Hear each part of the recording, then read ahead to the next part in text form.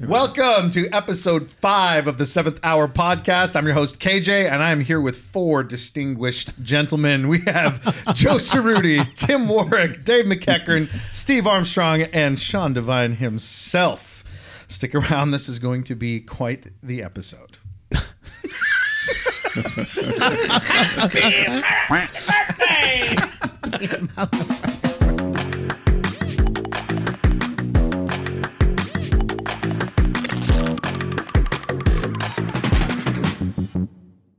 All right, that's good enough for me. Bishop Grant. Bishop Grant. Oh, goodness. All right, welcome, guys. Yeah, let's do it. Great. Thanks for being here. Yeah. Good to be How here. was the flight up? Oh, man. Well, got here eventually, a couple hours later. Yes, you did. Yeah. From Florida. From Florida, yeah. Okay, you weren't coming Yeah, down. I didn't know you were living in Florida until I called David and asked if you were available. So We're doing the snowbird thing, so yeah, it was a lot warmer there than it was here. I've become a Floridian, I think. Yeah. It's too cold for me. You're on the west? Which makes you old. Yeah. Yeah, get cold. skin's getting thin. Well, I am It's old. all right. Yeah. The blood thing, real quick. Yeah, I might have to get up and pee a couple times. Hey, it's fine. Christian did it like twice on the first episode. Right. So, Steve, I'm older than you. I don't get up anymore. Okay. Yeah, He's only peed once in the last 4 days. yeah. It was, In the bathroom. in the bathroom. What time two did you? minutes ago. What time did you land, Steve? What It time is depends.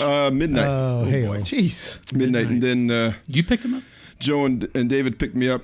Took almost another hour to get to me through the Newark airport, It was awful. Oh no. and then we just Joe had the pedal to the metal on the way up here. It was a little bit, As he does. a little bit scary, A little scary. and, then, Well, and it was pretty windy. The Yeah, it was windstorm really was windy. Joe's a terrible unreal. driver, so It was pushing the car. It was crazy. Yeah. Well, it really I thought was. my deck was going to fly off. My I guess was- is that your prayers work because Joe is a terrible driver. So I'm Well, glad he's, you're alive. he's told me that, so I was thinking either Joe is telling the truth, he's a really terrible driver, or it's the windy. wind. or both. It was definitely both. I am a terrible driver. Well, I was laying awake at like 1 a.m. just listening to the wind outside. Like it was crazy. Yeah. And just thinking about you guys, like wondering, Hope a tree didn't. hoping a tree didn't fall on There you. was a lot of that coming. I was here, really though. worried It was because the podcast would have been ruined if that was Right. If that had I wouldn't have happened. been able to film and today. probably liable. Probably. Some way. Here we go. Wait, you guys didn't sign your waivers yet. Hold on. David, can you bring those in? Because I forgot. No, I'm really excited about this this episode. You guys are this is a very special group. This is a group that has done lots of things together over the years, experienced a lot of barbershop epic moments, and have a lot of stories to tell. Most of which we can't tell on this right. on this podcast, but We've logged Patreon. we're gonna you what? I said Patreon. Yeah, yeah. For all my Patreon supporters, you will get to see some of the uncut footage from earlier, and hope you don't. boy, is it worth it! It's going to be great. We've been lucky to log some hours around the world. A few of us, all of us. Yeah. together. What are some of the Lock trips horns, if you this will. this you will. crew has been on together? Oh, well. Judging stuff. And Almost where haven't we been? Yeah, a lot of judging stuff, teaching yeah. at schools. Oh, yeah. Even some Side vacation trips, stuff. yeah. Just because we enjoy hanging out with each other. That's true. Yeah, Yeah. that's awesome. Yeah, just sort of pick a place, pick a date, and we've been down to Disney. Yeah. For some events. Oh, a number of times. Up in the Northeast. Yeah. Sometimes there's an event that's happening that kind of drives that. Like, we want to attend this together, but often it's just let's go to someone's area and make it happen. plant a flag and Or if we're on, have a great weekend. If we're going somewhere to judge or coach, well, used to judge, let's do a side trip. Go a week early and Yeah. Right. go to Czechoslovakia or wherever. There was a weekend in Brussels, actually. A weekend in Brussels. I remember fondly. Yeah. I bet you do. Tell us all about it, Sean. Just look into that camera right there, and Sean, let's hear these stories. So. I could, but Joe, you Oh, you man. tell were it so there. much better, we just Joe. we have an incredible it's sort of a whodunit. tradition of prank culture among Many of us. Yes, I've heard about. You know what's happening pranks. right now is I'm actually turning the dial that we have here to both sides of the Awesome. You So can he's actually tell the guys who grew up with brothers who love to like Right. prank each other. Right. I grew Because up with, every time we go to do a prank, Sean's like, Not nope, interested. Not doing it. Leave me out of it. Not interested. Not. From every moment. And then once the prank is happening, like he'll come up to you and be like, I have nothing. I don't even nothing know what's to do with this. Do not, because I mean, once you begin Correct. into that culture, Yeah. Oh, yeah. you can't get out of it. So I'm right? not It just and then it Right. It's a escalates and lifestyle. escalates and escalates. So Sean is constantly like, I don't want to be a Did part you of know? it. Once it's I'm not happening, in- I'm You're not not in involved this. in those No. pranks. I don't have brothers. Yeah. Right. I grew up with three sisters. It's just you're missing out on a It's a great different time culture. though. Sean, I'm with you, buddy. I've just not- You shut your mouth. You shut it, horse lord. David. You shut it. I will tell you a fun thing. We don't have to stick on this, but we can. But Joe, the last time Joe checked into a convention hotel, it was actually in the Netherlands. It was in Veldhoven. He walks up to the front desk. He asks to speech. He actually asks to speak with the front desk manager. Yeah. I need to yes. speak to someone Yeah. who can get something done here. The person comes up. May I help you? He's like, yes. Do you know what a prank is? Oh my god! And they said, yes. He says, listen, I'm here for a convention. There are people who have traveled all over the world to be here this weekend to prank me. Yeah. I need you to just do a couple things. First of all, do not give anyone, even if any they have a name badge that says Joe Cerruti, they might even have identification. That do not give my key to my room to anybody. Challenge accepted. And they got into my room. They got into my Absolutely. room And did and they several change your- times. Did you change your room? Is that the convention? No. I That- didn't change my. That did- was that was Vegas, though. that was in Vegas. Yeah. Yeah. You No. changed his room just to- The trip started where I remember we went out and had a great night. We went to a few different bars and we went to a casino.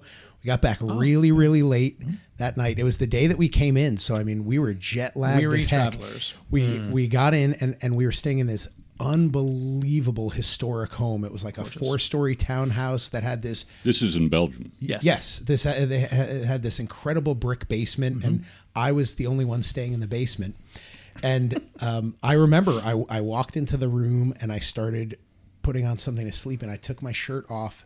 And as I was taking my shirt off, I saw in my bag there was a hidden camera, and I was like, I saw it immediately, and I was like, what is this? And then my guard was up the rest of the time. And I mean, the story is very long, and honestly, it could be its own podcast because it takes 2 hours to tell the story. But It's a whodunit. Dr. It Chris is Peterson just- slept in a closet that night. Correct. To wait a few hours for me to be dead asleep, and then Just woke up. I didn't sleep get that the night prank. whatsoever because I knew something was Something about was to gonna happen. happen. There was a hidden Bluetooth speaker in the room. There were things going on.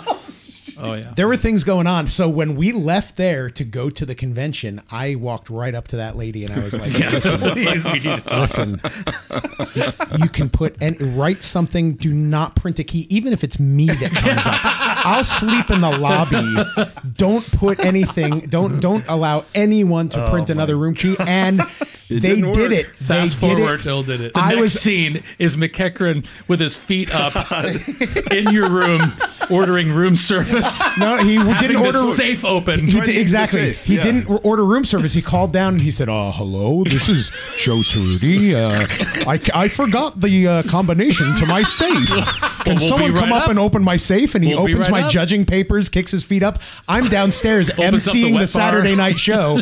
I'm in the middle of emceeing the Saturday night show, and I see Horse Stand up, Lord and walking out the back of the door. and Yeah. Chris Peterson. They stand up, they look me in the eye, they're like, "We'll see you, buddy. See ya." nowhere to go. There's nothing you can do. I was like, the minute the show was over, I bolt back to my room, and I'm like, "What are they gonna do? Put my underwear up a flagpole or something like that?" I was Well, nowhere near this. Yeah, KJ. you were not. I didn't have Sean had anything nothing to do with You're it. still denying it. Well, they got the prank's over. I get back to my room and my passport is gone, and I'm like, okay, guys all are right, brutal. This escalated quickly. So yeah, I mean, Yeah. and I'm telling you, this is just 1/10 of my the trip. gosh.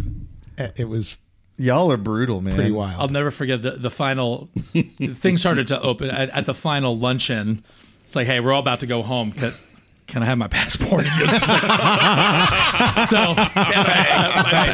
Oh, you're going to get your passport plus, hey guys, a little extra something. But can I go home? I remember someone from the hotel staff knocking on the door, Yes. not wanting to interrupt the closing ceremony Right. of this luncheon, and said, "Excuse me, I have a package from Brussels." I have a package from Brussels, And it was what I needed to give back to get my passport back, and I gave it to the front desk, and I had them bring You it had in all taken, wrapped up. You had the camera. I had the camera and iPad. an iPad. And I appreciate getting my camera back. Yeah. But didn't the alliance against Joe start to break down? Like, Yes. at one point you said something like, extraordinary. "I think I should hold everyone's passports because he's Yeah. going to try and get back." And then No. they were like, "Wait a minute, Yeah. did we actually Wait see just that he a had minute. Joe's passport?" And they all started to. What happened was, so I got Joe's passport, which is great. By the way, that's a fatal error. A lot of power in that. That is a So- power The move. only mistake, honestly, I kept was. staying ahead of you every you step did. of the way, Yeah. except for that. It That was the biggest extraordinary. mistake. Yeah. One of the most special things, though, before we called it, we left that luncheon, and most everybody was leaving, but we said, "Hey, let's stay one more night. We'll head back," because I think we knew we're gonna need one more night. recovery. We're going to have to unpack this. Yes, so we did. We Because went, no one knew how I was staying right. ahead of the game. No one Yes. knew who was trustworthy and not. So So we needed to unpack by the all of end it. of the They're luncheon. questioning double agents. Oh and- yeah. there's a lot of Oh. Nobody So- trusted anybody. By the end of the luncheon, I think all the cards were on the table as far as everything had been returned. It was at all this done, point. yeah. So it was like, hey, let's say our goodbyes to all the other folks heading home. Then the six of us will head to the pub, and we'll sit around a table and we'll just go around the agenda, the time, and just like, Talk it where through. did everything happen? And when that happened, At the very end, I was like, hey, you guys, and just I slid my phone in the middle of the table and I hit record. So I actually have the audio of a 3-hour And unraveling. that's what the rest of this podcast is going to be. Thanks for David, hit play. Go. Yeah. Patreon. Yeah, that'll be a Patreon reward right my there. It's just everybody's, no, you did not. Well, I did. Yes, that was it. And you just unpacked it and just had a great time. And there was a lot of, there was a mutual respect. There was, wow, that was a good one. Yeah, That was yeah. It crossed country, lines, and it was a good bit of fun. Yeah. In all fairness, I did after all was said and done, I did sleep that night with my desk pushed up against the door. Even though all was said and done and we were all ready to go home, The trauma. I did push the desk up against the door before I it. went to What- bed that night. Do you remember what was hanging on your door handle, on the outside of your door handle when you were leaving? You looked, and what was there hanging on the door handle? Do you remember? No. A little gift. Plastic bag. There was a little gift inside. Do you remember what it was? Was it a Westie? It The was. nectar of the It gods. was a Westie. It was. A bottle. Was that you? I had a spare. Oh. I felt bad. I felt bad for you. A Westie is a West Lettering. Lettering. Yeah, West the guy who didn't even do anything felt bad. I He was genuinely observing, did. like, He hated it. Joe He was didn't mad want to that be anybody anywhere would- near it. somewhere in this, he actually you feel judged, any regret? evaluated, and had an unbelievable convention as a. Somewhere in the middle of this, we was a honored and barbershop served convention. the people of my God. Holland Harmony. Your hardlining must be so stiff. So David, Just stressed to the max. David, did you feel any regret for your actions in this? Oh, unbelievable. What gift pride. did you leave, Joe? I did not tip the security guard Oh, to get the safe open. And you regret that? I regret that. Yeah. he did though. He got the security officer to open the safe. It would have been great if you'd have tipped him with I'm Joe's Joe money Cerruti. in the bag. Yeah. But this whole thing began months before. You and Tremac were hatching a plan to have him detained at immigration, right? No, this was, oh boy. Oh, wow. This is Yes. bad. Well, the whole story's bad. But This is bad. This is where we draw This is the bad part. Okay. Now, All right. Passports are no problem. It was Mr. Gifford and I. And so Matt had some contacts, I think, with consulate or something. Yes. The embassy. Yep. The embassy. And so David, can you pull your mic down just a little? the original plan was that at the Airbnb where we were going to put a bag of oregano in Joe's suitcase and then have the police come in and arrest him. Patreon. Because they found it. To get access. And then take him down to the station. And there was a great plan, which I cannot talk about here. Wasn't there like an actor who was going to play a police officer? That's correct. Yeah. That's oh my correct. gosh. And so at what point do you go, this is too far? Well, I'll tell you. It never reached that point. It's a good kind of question. like Further the better. It's kind of like Steve would look at you and you're like, we're going to do a whole set about vegetables. Right. Yeah. Right. And Steve's like, hear me out. don't you think this is I've got this idea. This is going to win Have we international. jumped the shark yet? Oh my god. So here's where If it you went knew to. how many times that conversation happened over I the do. years. I do know. Please, David. Here's where it went too far is when the person at the embassy said no. Sir, right, we can't do that. Yeah, they explained the illegal. repercussions for impersonating an officer. And that was they it? were like, Oh we my we gosh. we Literally. can't- We we can't will do not do that. So when the But it person would be from really the- funny. Come on. Hilarious. Steve, I'm stressing just thinking about it. I'm stressed about the prank. I can't participate in this. Y'all are wild. When's the last time you guys?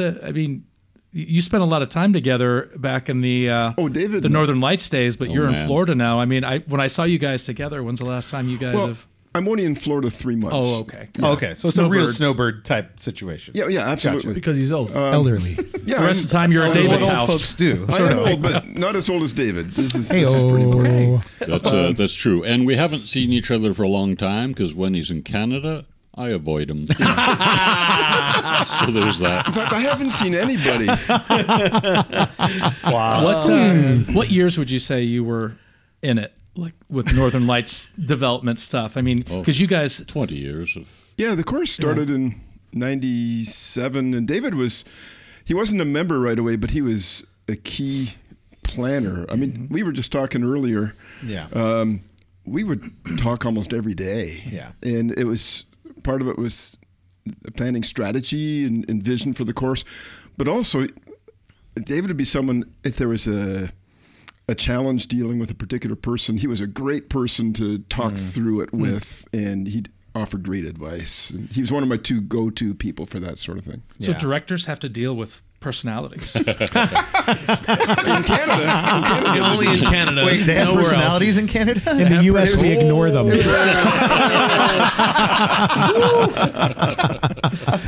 People don't know. Like the first, I thought you'd say, "Oh, the set that we worked, or the concept." You're like, it was the having the time to spend with our people and make sure that we're building culture and we're Right. taking the time to Massive. resolve Oh, sure. conflict. It's like that was the first thing you said, not the vegetables. Well, absolutely. I think that I've taught some directing classes at Harmony U, and people come and they want to learn how to directing technique, how to conduct a right. better pattern, right? And really, and Joe and I have talked about this. The biggest thing, really, about being a director, and you know this too, is leadership, understanding how to connect with people, communicate with people, and how to inspire them, how to guide them. So, in fact, I told you this just a few minutes ago that David influenced me so much in my growth as a leader, challenged my thinking, changed my thinking, put me on a path to study that. Steve's, just to back and forth here, Steve's got a few strengths, right, that make him Quite. Top of the class. 20 years of exceptionalism with TNL, I think, anyway. One is he is unforgiving in terms of quality. So if it's not perfect, then we're just not done yet. We got to. And by the way, that's a trait every exceptional leader I see in our organization, and probably any organization, has that quality. I call it the binary system. It's perfect or I'm not interested, right? One of those two things. Groups like Midtown, for example, and you guys use Sean as well with your groups. That's the drive, right? That's where You didn't point at Joe, by the way, when you were talking about that. Oh, just because my Must have been Or vocal spectrum. Must have been an oversight. Vocal spectrum is very old news. That was so long ago. That's so long ago. Both you and Steve can't even remember that far back. As soon as he pointed out Sean, I saw you laser beam your eyes over here, and I just started laughing. Here we go. Here we go. He lobbed in a slow pitch. You were saying, Dave, you were saying about my yeah, I was saying Sean, knowing about Sean and being excellent. And I was saying that these guys are excellent. And no, it's not that. It's not about that. It's about this side of the room. Oh boy. Oh my God. So The Northern Lights, though, I mean, you were the first, at least that I can remember. Obviously, there were the Louisville Times, but you were the first chorus that was a small chorus that was placing really high at international, and I think it was an example to the rest of the society. inspired by Louisville Times. Inspired for sure, but very much. But then you took it and ran with it and did it long term, and I think that was a real game changer for barbershop. That you could win or you could be in second or in the top without 130 guys. Right. Yeah, and we didn't start out planning to do that. We didn't know that, because the history of barbershop chorus contests was you had to be 100 singers in order to win a medal. We didn't know that was about to change. We loved what Louisville Times did. Mm-hmm. We wanted to be able to create something like that. We loved the fidelity of the vocal majority, so we wanted to have a little bit more of that sort of approach, but the cleanliness of Louisville Times. And we thought, we just want to make great music, and whatever happens in contest will happen. We had no idea that we were going to win a medal. Yeah. You know, when we got that first medal in 2000, we were shocked. And then the next year, we jumped up to second, and none of it felt real. So it's amazing. Yeah, we often was talked the first. 99 was our first international. We came in 11th that year.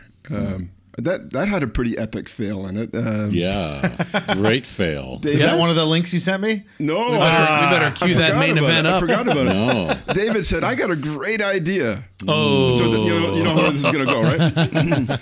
And so we did South Rampart Street Parade, and at the end he said, we got 23 guys. We could come out to the front and stand in one line right across the front edge of the stage. No other chorus can do that. I went, yeah. That's a great idea. It's a great idea. The problem is, There's no microphones. There's no that's monitors. right, no monitors. No monitors. So when half the guys got to the apron and the other half were walking up behind, the guys at the front heard the echo coming back and started singing to the echo while the rest of us are coming up behind. It was horribly out of sync for You've never had that 8 happen. bars. Have you, Joe? Sounded like me old bamboo. Oh, Is yeah. that's what it was? Joe standing in front doing this.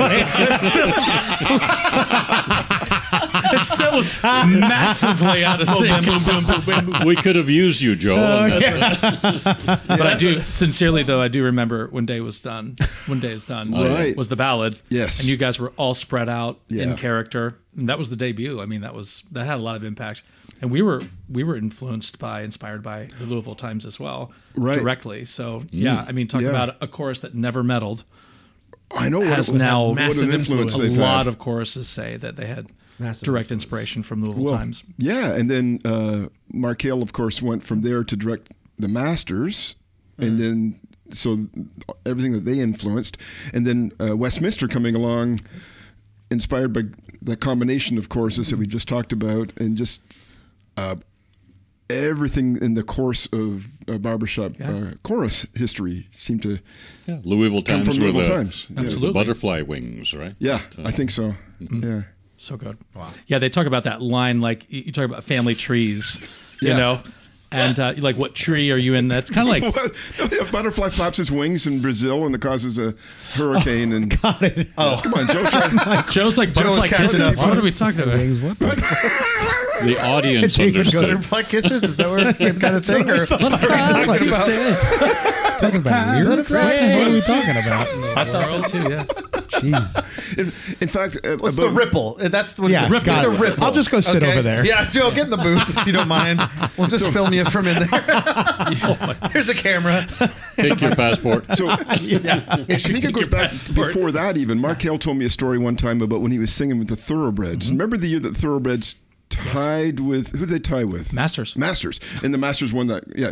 Were you singing with the Masters then? No. This was 1990 though. Okay. So they tied, and Mark, so they did Swanee, right? And a bunch of them came out to the front at the end, and Mark was in the front, and he said, I don't know why, but for some reason I decided I was just going to belt that last chord as loud as I could. And when I did, I saw a judge's head snap over and look at me. So you have to wonder if that, even if it was 1 point, right, that affected the outcome of that contest. And if the Thoroughbreds had won, there's a good chance that the Louisville Times would never have existed. Right? Wow. That was the moment that sort of the alternate route there for Louisville Times. I'm sorry, the Thoroughbreds never won again. Right. They tied the Masters in 1990, and then the Masters go on to do their. Yeah, so it goes back to Mark Hale even before what we were just talking about. So the lesson here is always go for it, no matter what. Always. And just let the cards fall as they may, Timmy. Just let it rip. It may not pay off in the moment. Let the cards fall as eventually. they may. That's it. Butterfly wings. Just let that butterfly wing fly. That's like Joe always says. I always say butterfly wings. He's the king. He's the king of stories, though. If you sit with Mark for any length of time, first of all, you're going to get an amazing tag. You're going to get a little bit of craft. You're going to get a story about the tag. And then it's going to lead to something like that, which is incredible. The best part about hanging with him is one of my favorite memories of those stories. And Mark and I became really good friends, and we would somehow randomly meet almost every international and just kind of hang out for a while. And he wasn't at the international in Toronto. He was kind of taking a break between Masters and when he went to Denver. And he called me after we got back and said, Steve, I just want to talk. I want to hear all about your week. I want to hear about the guys. And we talked for like 3 hours. And it just, I mean, that was one of many stories like that meant so much to me that people cared and wanted to hear about our experience. It wasn't a very eventful convention. But I'm sure you found something to chat about. One or two things. You dug deep into the It was in your hometown. That was cool. It was in our hometown. Yeah. It was a pretty special. It was a pretty special convention. Yeah. It's a good one. Well, I think what's neat for me getting to hear you guys tell these stories is that, you know, I've had quartets on the show and been able to hear their journeys and talk about the quartet dynamics and how that works. And the thing I was kind of most excited about this is being able to hear the chorus perspective and what chapters, you know, go through, and all of you being in leadership positions or being, you know, everyone here has been a part of a championship gold medal chorus. Oh, well, most of us. Most of us have. You did. Close. You did get one though. Not me. Didn't you You do won a district champion. Did you do a cameo? Did you do a cameo and get a? I'm not hosing you. That's all I got. Was a cameo. No. You knew a guy that won. Didn't know a guy once. You sit next to multiple guys. Yes. But no, in all seriousness, like obviously with the harmonizers and how influential that chapter is and that chorus and the impact they've had in their community. And so, you know, I love getting to hear, you know, your stories about from your perspective as directors. And, you know, Sean has started, you know, two incredibly and part of starting two incredible courses that have really changed the game. I mean, Westminster was a game changer, a total page turn in the history of barbershop. And, you know, Sean was such an influential part of that journey. And then he did it again here with Parkside. Parkside. Right. And not only changed the game, just, you know, from a sound and realizing like, holy cow, I didn't know, you know, that few young guys can create that kind of sound and have that kind of like cohesiveness. But now also, you know, what I think is so special about what Sean's done with Parkside is he's really kind of been an innovator in the culture of what a chapter looks like, because I think chapters have always been, it's a local, it's your guys in the area and you come together, and Sean has created this thing that works where guys are coming from hours away to be a part of this thing and rehearsing fewer times a month, but you know, those rehearsals are so focused, and I kind of want to hear from you, Sean, you know, what has that process been like for you? What was the inspiration for that, and what have been some of the, the pitfalls, the struggles, the hurdles that you've had to overcome in this new model of what a chapter looks like, and from your perspective. Well, have there been any struggles? I mean, no, I think Parkside's just been smooth sailing. Parkside really has been smooth ride. Well, I think every chapter, except for the harmonizers, of course. Yeah, no struggles there. In your 75 Struggleless. years of legacy Dynasty, leadership, absolutely. First of all, thank you. course. I think when I started out, I was a chorus guy before I was a quartetter, and I feel like that has not changed for me, even though I've had great fortune to sing with some incredible quartet singers and have some great quartet experiences. I do consider myself a chapter person first, a chorus person first, and I try to implement that in the cultures of the chapters. And what's interesting is that the two examples there with Westminster and Parkside, they're completely different. Totally. I mean, there was some consistency in the beginning of some of the pillars that you want to create to have those elements that'll keep people coming back and investing in the chapter, even when life starts to get a little more complicated. I always say when Westminster started, it's just a bunch of young guys. So yeah, we can rehearse all day Saturday and twice in the week, and then we'll meet up for drinks. And then, but the years go by and the guys graduate high school and then college, and families, find a partner and start a family and maybe get a job. A few of our guys had a job, actually. So. Isn't that crazy? Wow. A few of our guys had a job. You have to make a decision at that point, So you want to create a culture that is going to be something where when they're prioritizing, when they're trying to figure out what they're going to do with this valuable asset of time, it's like, what am I going to spend my time on? They want to be able to invest that back into the chorus that gave them so much, especially with quartets. Often we'll see quartets, all four of them start in the chorus. Yeah. And just it's a time thing, when you get busier and busier, it's like you'll probably just lean into the quartet experience and not have as much time. We see it all the time as directors. So how can you create a culture where you get both? You have the quartet singers realize what they get back from a chapter. Sometimes it's the emotional support. I know it was for OC Times for us to have Masters, family, extended family, Westminster. I don't think OC Times would have had the journey we had without being part of not one but two. We were just lucky to have two chapters in our journey. But what you also get, just logistical support. The emotional support I spoke to, sometimes financial support, but you just have a family, a backing. So it's not just the four of you and your immediate. You have dozens to 100 and more people just cheering for you. So I think that was the core of it, was like, how do you create a situation? And both choruses have had non-traditional rehearsal schedules. So like not every Tuesday forever, but an occasional Saturday. Parkside's every other Monday. But not to be a project chorus. I think that was really important for the groups I've been in. Project chorus meaning, hey, let's get these two songs so we can go to this thing, which is fine for some people. And I think that's like a contest driven. Exactly. Chapter. Or this, Gotcha. But I think for us, it's like, no, we want to be a chapter. We want to be a part of a division in Mid-Atlantic, feed into the district, and be part of our community. So I think that's another really essential element. If you form for the project, for the contest, if you hang your hat on that number, what are you going to do when it's over? Right. When either you get the number that you didn't want, or you're done with the event. So that just has never worked in my mind for those two chapters or any chapter I've been a part of. So I've seen great ones work, but just not in this model for something I've been interested in. But but I've learned so much, and even though I've been a quartetter, I always value that chapter experience. And I've said that to the quartet guys. It's like, you have the opportunity here to come back from your show weekend or your coaching session and feed right into this chorus. And a lot of the guys on the risers, one of the coolest things they have in their rehearsal experience is when you walk in the door and they see that you're there and they get to sing with you. I've said this to quartet guys, and when they've said, hey, I'm thinking about leaving, and I'm like, you can leave.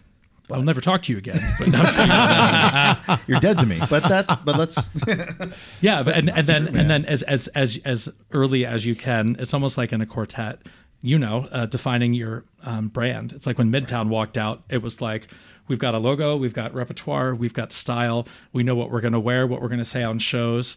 It's a little tougher with choruses, with the amount of people and just time. But how early can you lock into who we are? It'll help define what you sing, what you say, the show format, and also sometimes what you're not going to do. Well, yeah. So, like, well, your identity, that we always talk about quartet identities and like how important that is, but I think we forget, like you said, I think chapter identity is so crucial. Parkside Harmony, Dude, has an identity. it's complete. And from the beginning.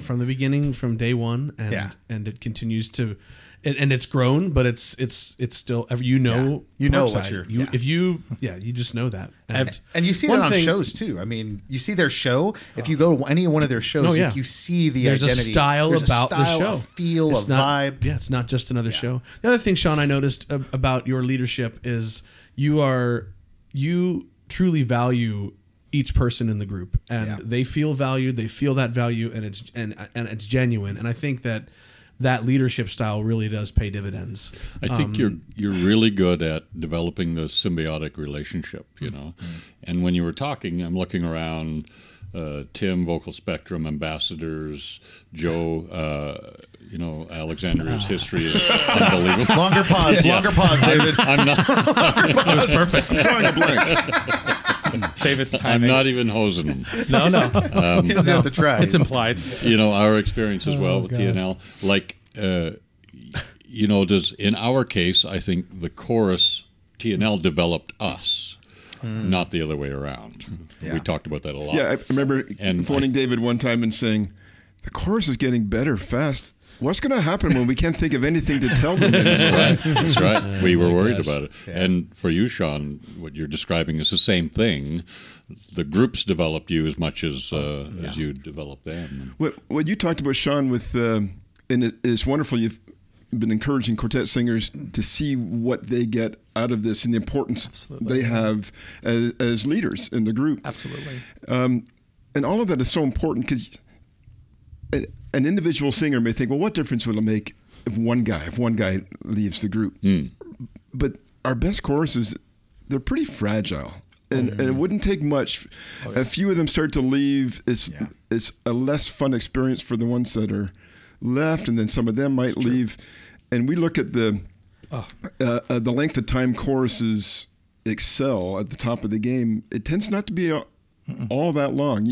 When you look at a chorus like Vocal Majority and what Jim Clancy did, and now Greg, and you think that is remarkable. It's remarkable, unbelievable. It's it's abnormal. That is, Well, and because to keep that momentum and energy going consistently is so difficult. I appreciate, Tim, your comment about just the one-on-one factor, and it was the first thing that you said about your TNL experience. I thought I was setting up for a performance story, and you said, I called David to ask about this situation with one of our singers. That is absolutely where it hits. Now more than ever, these days it's like if you do have that, you got through the 2020, 21, but it's like they want to be a part of that community. They want to feel valued, and they want to be seen. And I've had directors who have inspired me to know their partner's name, to know their kid's story, to know what's happening with them professionally. And I often tell people my favorite part of any rehearsal, any given rehearsal night, is the moment I see them walk through the door. Because you just go, oh, man. I'm stoked because they just went through it today. They fought their fight all day, and somehow they found it to make it to rehearsal. And for 3 hours, we're just going to listen to each other, and we're going to share, we're going to collaborate. You're going to have a lot of different people up front. And on the flip side, I remember the first singer from Parkside when we formed who said, I have to step out. And I just remember going, like I feel it. I feel it as deeply now. It's a dagger, like I have to leave the time. chair. Literally every time. He had his incredible, valid. Just it was timing. It was just like, hey. But I remember, and because we had formed in January, we had no one leave up until the district contest. And he said, I actually have to leave like once we walk off stage. I can't even be there if we're able to. And I just was like, oh man. And so it's like you got to shake it off, but like that was the first one. And my guys who were there, my best friends and I started this chorus together, and they were like, Sean's never going to get over this. You know, it's just like, oh God. But it happens. Now I've got a list. I talked to, our guy Aaron has a very similar list. You probably had one too, where it's like, here's all my active guys, and here's another list of people who have been through the chapter and who are in the area.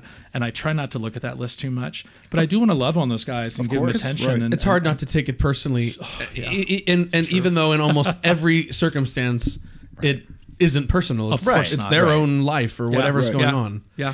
You talked, Sean, about that relationship with each singer. Absolutely, yeah. And with choruses our size, of course, you can have a closer relationship with every single person. But it always amazed me, like Jim Clancy, for example. I'd heard the story that if someone is talking to him at a VM rehearsal during a break or something, for those 10 minutes, that guy's the most important person in the world to him. And I would always think about that. Someone would come and talk to me at break, and I'd be like, I've got all these things that go through my brain. I want to prepare for the second half of the rehearsal, and I'm trying to pay attention, but my mind's not there. Yeah.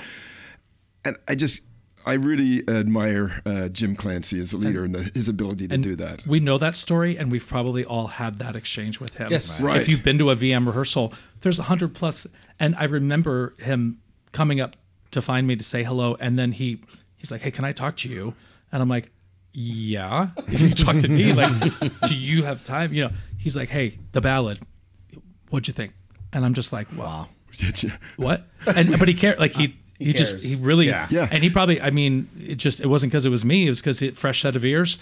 And what do you think? And you're just like, I think it's wonderful, the best. Amazing. I love you. I don't know what to say. I'll never forget Jim Clancy. I was supposed to do a learning track for the vocal majority, and I had just gotten back from an international trip, and I landed, I think maybe it would have been like that afternoon or something, and I was supposed to record this song, and I was going to do it the next day. But I had a call with Jim shortly after I got home after the trip. And I remember Jim and I going through the song and him talking about different parts of the song and just the way that he made me feel about how I'm going to record that and made me feel confident in how I'm going to deliver what he is asking me to deliver. I know you're going to do that, Tim, and you do this so well. And I'll never forget.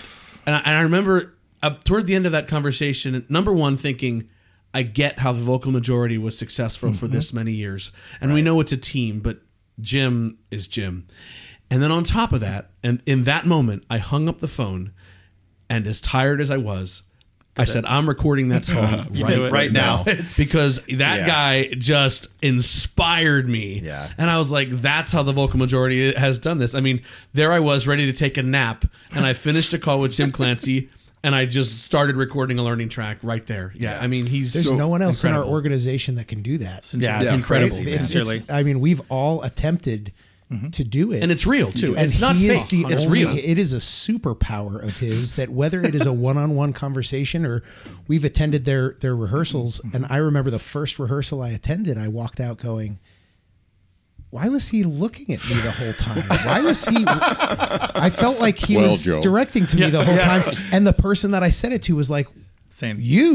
I felt like he was doing it's a magical unspoken thing that he has, and he has brought to the Barbershop Harmony Society through his leadership with the vocal majority that none of us have been able to. We have great leaders and we have great choruses, but there's something that man brought to his chorus and to the Barbershop Harmony Society that I don't know that we'll ever see again. Yeah, as good as Westminster is, and they're amazing, and all the other groups, the ambassadors, etc.,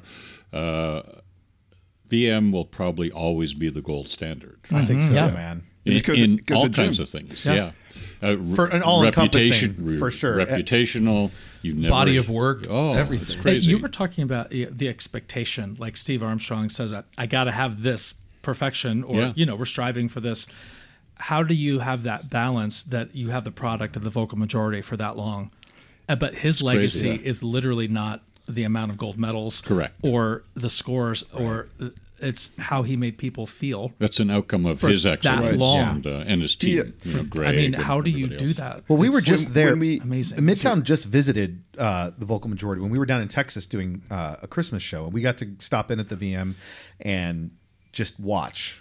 And the thing that struck me the most is that every single person on the risers was fully, purely, like wholly committed to what was happening in every single moment. Yeah. And I think that's the culture he created and his team created, and it has just stuck around even when he's not around as much anymore. And it's, you know, Greg's leading the charge a lot. That culture has stuck on the risers with everybody who's still up there and new people as soon as they come. I mean, you could see visitors. There were visitors that were there with visitor books and everything, and they were, and as soon as they stepped on the risers, they were surrounded by people who were just ready for excellence and totally committed, and it brought them up to that level. And you could see them, they wanted to be a part of what was happening. Walking on those risers is hallowed ground. Yeah, exactly. It's the example that he set. It's like when you go to coach, whenever we coach a group, and you just feel like you're so honored by, like, you're speaking and they're so with you, and not all of them are that way, Right. But you know it's the director and the leadership team that has set that culture. They're not just doing that because Joe Cerruti's here, let's give him respect. It's like, no, they've already established this culture. But it's also you can tell it's easy to get that when you're the suitcase coming in, and they'll pay attention to you for a weekend or a weeknight. But to get your course to do that every single week with the exact same person for decades is wild. I remember with Jim, so when we did our Swan set, and by the way, Joe, you sang in our Swan set. You appeared in our Swan set, so you haven't medal. won, but you've been. Look at that. There's your. Was I going USA? USA. Yeah. We did the "I Am Not American" song, right? Yeah. And so I was asking a bunch of my famous American friends like you and Kirk and so forth to come on stage. And Did you get that call? I must have missed that email at that point. Get that call? I don't. Well, when he said famous, he meant famous. like Guapo. He's not so famous. He's infamous. So I thought, I wonder if Jim Clancy would do this. I mean, I thought that would be perfect. And so I didn't have the courage right away. I went to Greg and said, "Hey, do you think your dad might do this?" He said, "Oh, I think he would do it." So I was watching for him. It was in Vegas, and I saw Jim and Judy eating at the food court, and I thought, I'm going to ask him. So I'm rehearsing what I'm going to say. "Hi, Jim. You probably don't remember me. I'm Steve Armstrong. I directed the Northern Lights, and like, there's no way he's going to know who I am, right?" So I'm walking over to him, and before I get there, he sees me, and he jumps up, and he comes over to me and said, "Judy and I are so proud of you and the chorus," and like, Wow. I thought, Yeah. Jim knows my name. He knows my. I couldn't believe that. And then he did it. He came on stage. He still went through his nervous speech and said, "Hi, Steve. I'm Jim Clancy." He's like, "Hi, Steve. I'm Jim Armstrong." I'm the director. You probably don't remember. the director. So backstage before we went on, Jim is standing there. My guys are just, they can't believe Jim Clancy's there. And Jim's saying, "I get to sing with the Toronto Northern Lights." Yeah. What are you talking about? This is bizarre. And even backstage, I remember because Callan was there as well. And we were sitting there and he was just coming through and he was like, "Your chorus was amazing." He was just so effusive, even backstage when no one was looking at him and it didn't matter. I mean, that guy, do you remember, that guy does it. Do you remember when Westminster won the first time and they had beaten VM, and Justin's giving his speech, and he said, Second time. "I've never met In Philly. Yeah, Philly. Second time. Yeah. I never met Jim Clancy, That's right. but I hope In his hold on, Mike. acceptance speech, he says this. Jim stood up Straight up. immediately Yep. and went backstage to meet Justin when he came off stage. He did. It was incredible. And I just want to say, like, a lot of barbershoppers or just musicians who are watching this show, I think they'll be like, I want to do that, what Midtown does, or I want to do that. Like, it's all of, we have to be all of these things. So, like, find out what you do with your group and what feels the best for your people. And so we need Midtowns and vocal spectrums showing us what is possible in the art form. We need the creativity of TNL to, like, inspire us to, like, we'll play in the sandbox or just blow the box up or whatever you guys do. And then the community engagement impact of 100%. the Alexandria Harmonizers. It's like we need all these things. So don't just pick that group that you want to go and be like. It's like think about what piece of that inspires you and tie that into your community, your group, your quartet, your chorus, and be the best version of you engaging your people. And I just think we need all of this. We need all of these groups doing all these things to be the organization we want to be. But keep it true to yourself. That's it. That's right. 100%. Don't imitate. That's exactly it. The reason the reason the barbershop bubble has shrunk year over year is, I think, because of that. It's because how many choruses and quartets don't find their identity, but they try to replicate. That's right. Right? If this is what the vocal majority does, then this is what we're supposed to do. Doing that My too. chorus has gotten caught up in that. I'm sure all of us have over time, and that will eventually turn into a downfall of an organization if you're trying to just replicate someone else's identity. And it's so important 100%. to determine what works best for me, for my members, for the area that I live in, all of those sorts of things. Yeah, Joe, that's one reason why I love the culture of the harmonizers, because I'm sure that choruses have done this, but I think you're at least one of the first choruses to just say we're not going to contest every year.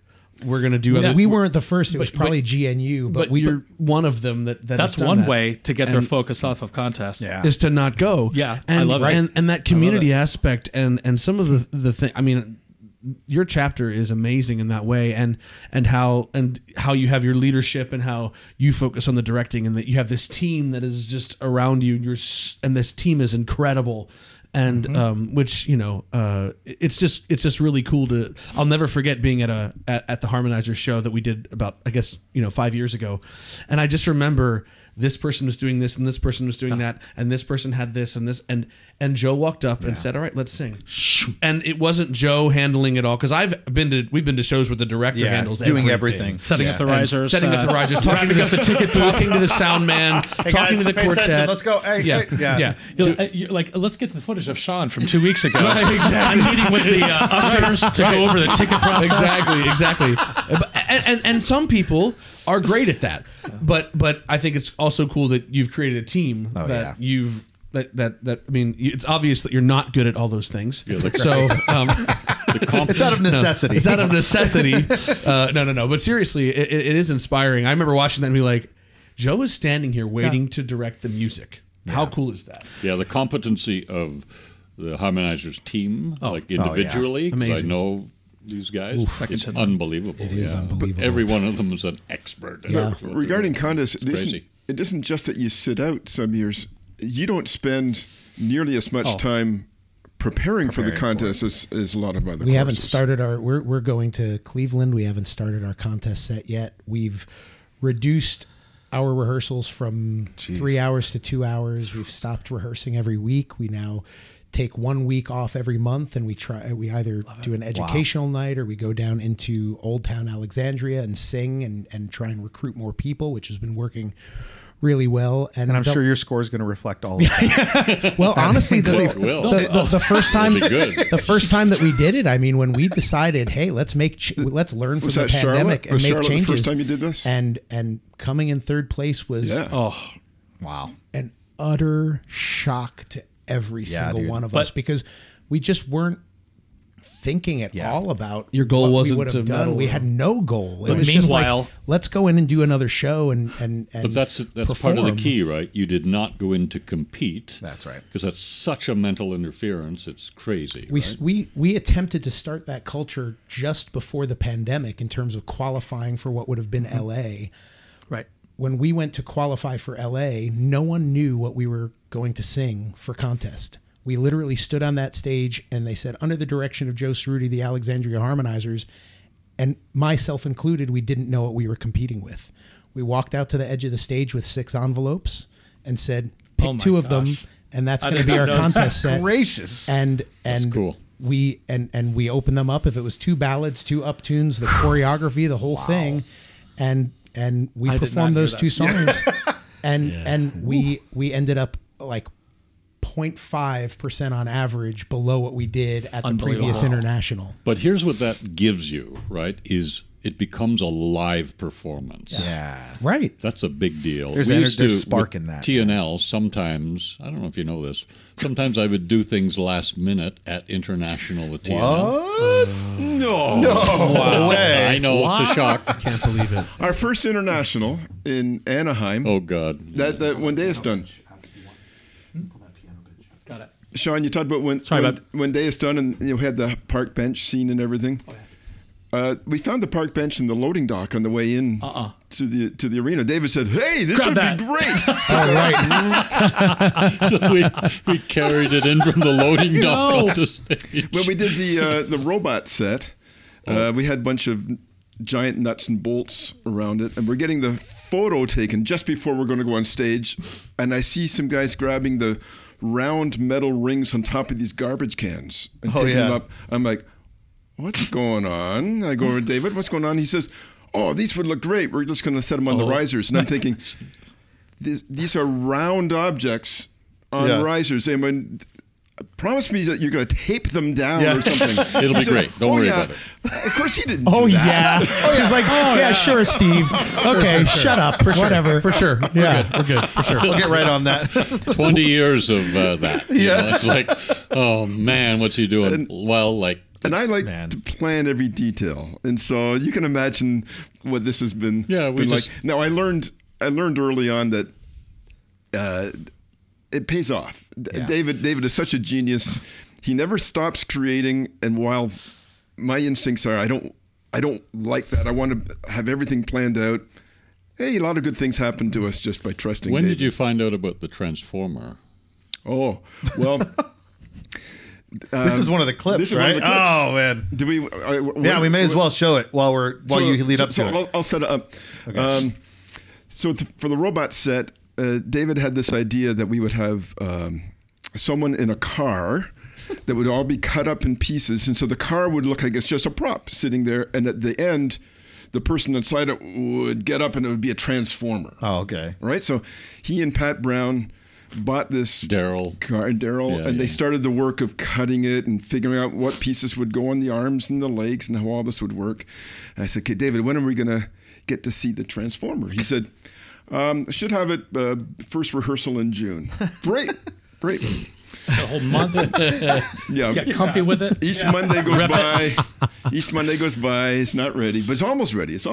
Okay, but we'll have it for the last rehearsal before we go. Okay, send off.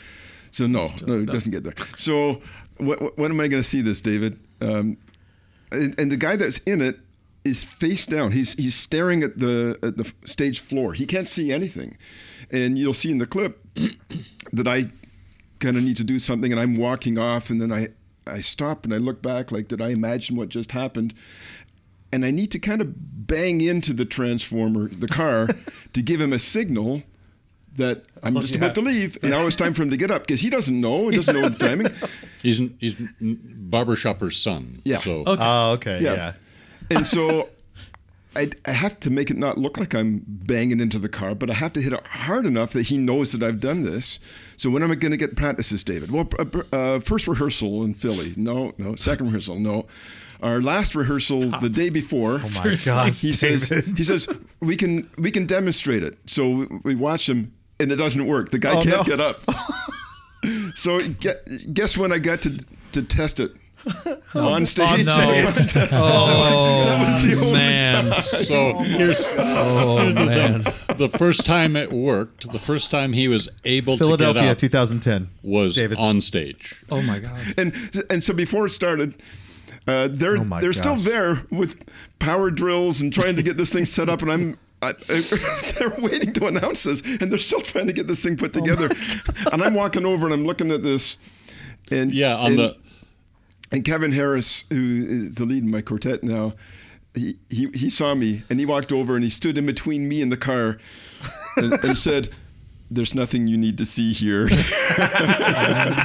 I went, Yeah, you're right. Yeah. I need to get my head in the Just let it go. different space. Just let it happen as it happens. Just let it go. Sean, I am so gentle with you. You have no idea. I'm sweating over here. Like, just like, oh God. I don't have a David like that in Parkside. So we bring him in to coach. It just ruined my life. Okay, so this is the clip here. This is at the right? very And end. We're, And by we're the started way, at the spot. Okay. the garbage can lid is the in the middle Right there, on the stage right, Yep. the shiniest Yeah, you piece. see it just Oh, I over. see. That Yeah, you picked up on the way to stage. Yeah, Yeah, the way to yeah, stage. Okay, here we go. Not taped down.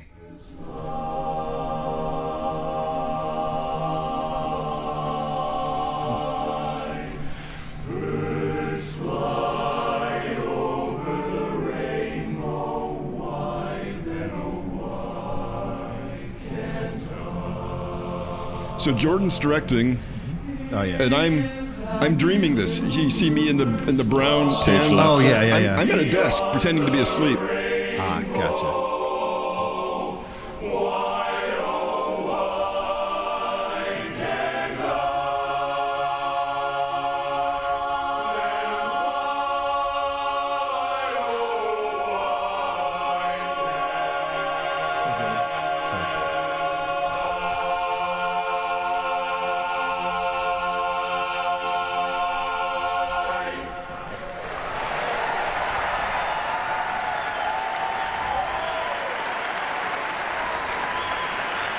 Epic. So the Transformers stage right, Yep. the car, and so at some point I wake up and wonder if I was dreaming that.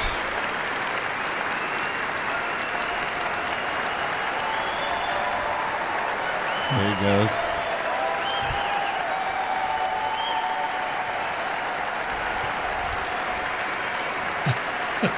Nice hair.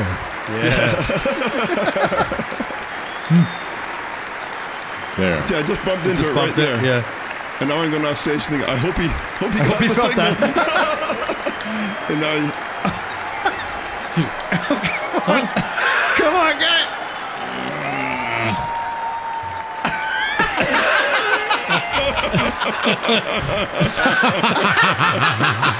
Oh my gosh. I've watched this a few times. I never I noticed never that. caught that. The lights went dark. the one and only time. I Yeah, never caught third that. place. That might have been Wow. your greatest contribution to a TNL ballad. I was just thinking, It was so originally I was going to sing. I was Right. gonna, Yeah. and then my head's right against the wooden desk, and I could just hear my voice reflecting. I was like, I don't know if I'm way too loud. Right. I couldn't do it. So I forgot- just sat chilled. there. It was weird. Were you analyzing in the moment where you're like, I hope Was they he? sing it better? I hope that. Of course he was. It was really weird. Yeah. Just I to thought be can't for a imagine. second, I forgot that you were, I mean, that was an incredible third place finish, but for a moment, I'm like, did they win that year? Oh, yeah. I was going to say, It's so good. That was an I love that arrangement. unbelievable set. even the Transformer guy has a gold medal and you don't. Oh my gosh.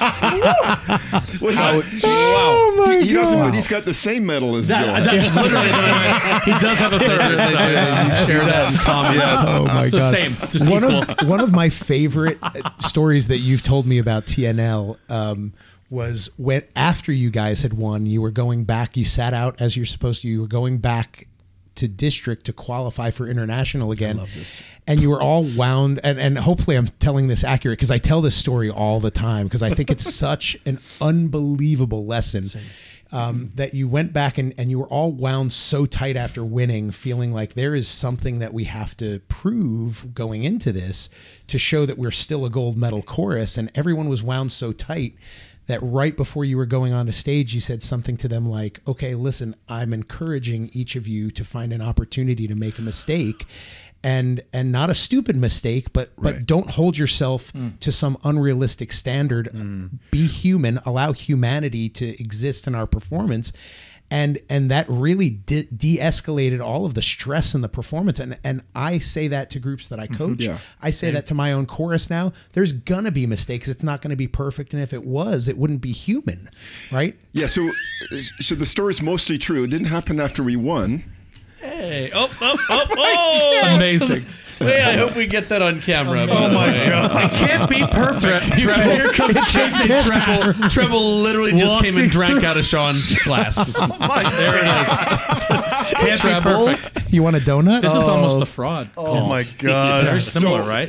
When that, But that is, I mean, it's a great, Yeah. it's a great point. And I remember when I first heard that, I think Joe was the one that told me that. I was like, wow, that really clicks. And I've used that with groups I've coached. so and- so just to set the record straight, the time that happened was when we had just learned "Brother, Can You Spare a Dime," and it was the year we had been fifth, and we were about to go in and come in second. Oh, sorry. I thought that was after your goal. No, it was really early on, Got it. and the guys were so proud of This "Brother, is a Can You Spare a dumb Dime." story now. Yeah. Horrible.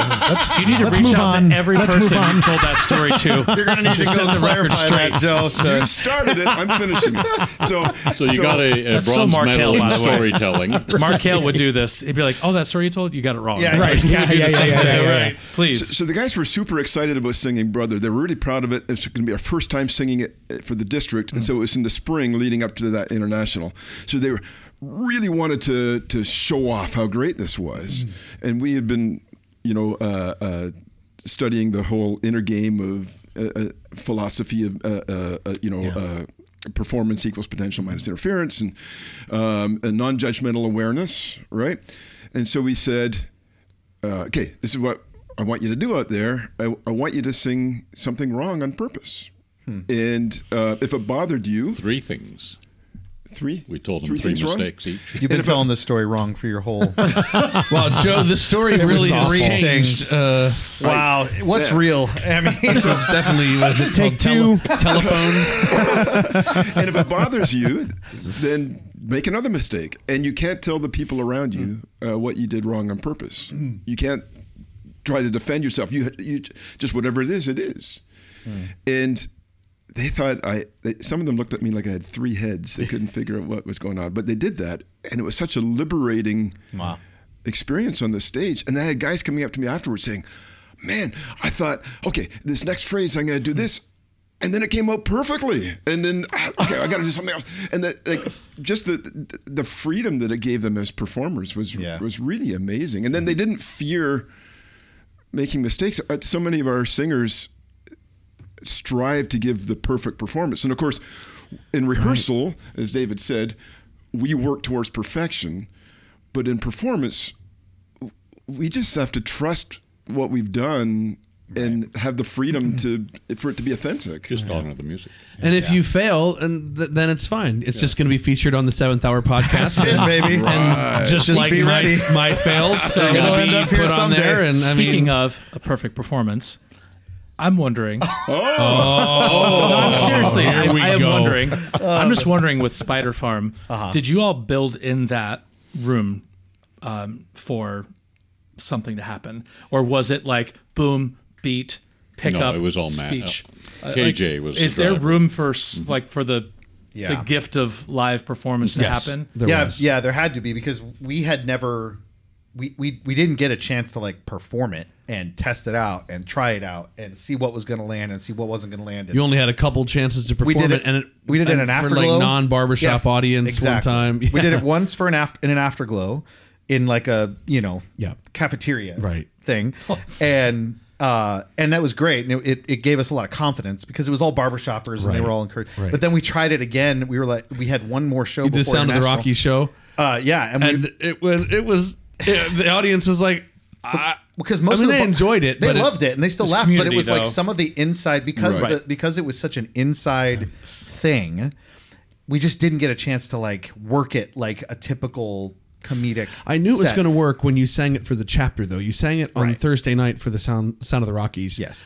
And that That reaction, and I Yeah. was sitting there on the risers with everybody, and I was noticing people's reactions, and I thought, this is really going to work. David, this is really going to I be just bring great. it up because I think people might watch this, and we might even think like some of these things are boom, breathe, No, they're- hit, go. But this is a design of The instincts room. of those 4 guys are super solid, right? And you'll notice that the pauses and allowing the organic reaction of the audience and to rise and fall, etc., and with each other. I felt and with each other. So crazy. the timing, it was on the hairy edge of too long, which is perfect. You know what I mean? It was right in the slot every time. It was really good. It was really, really good.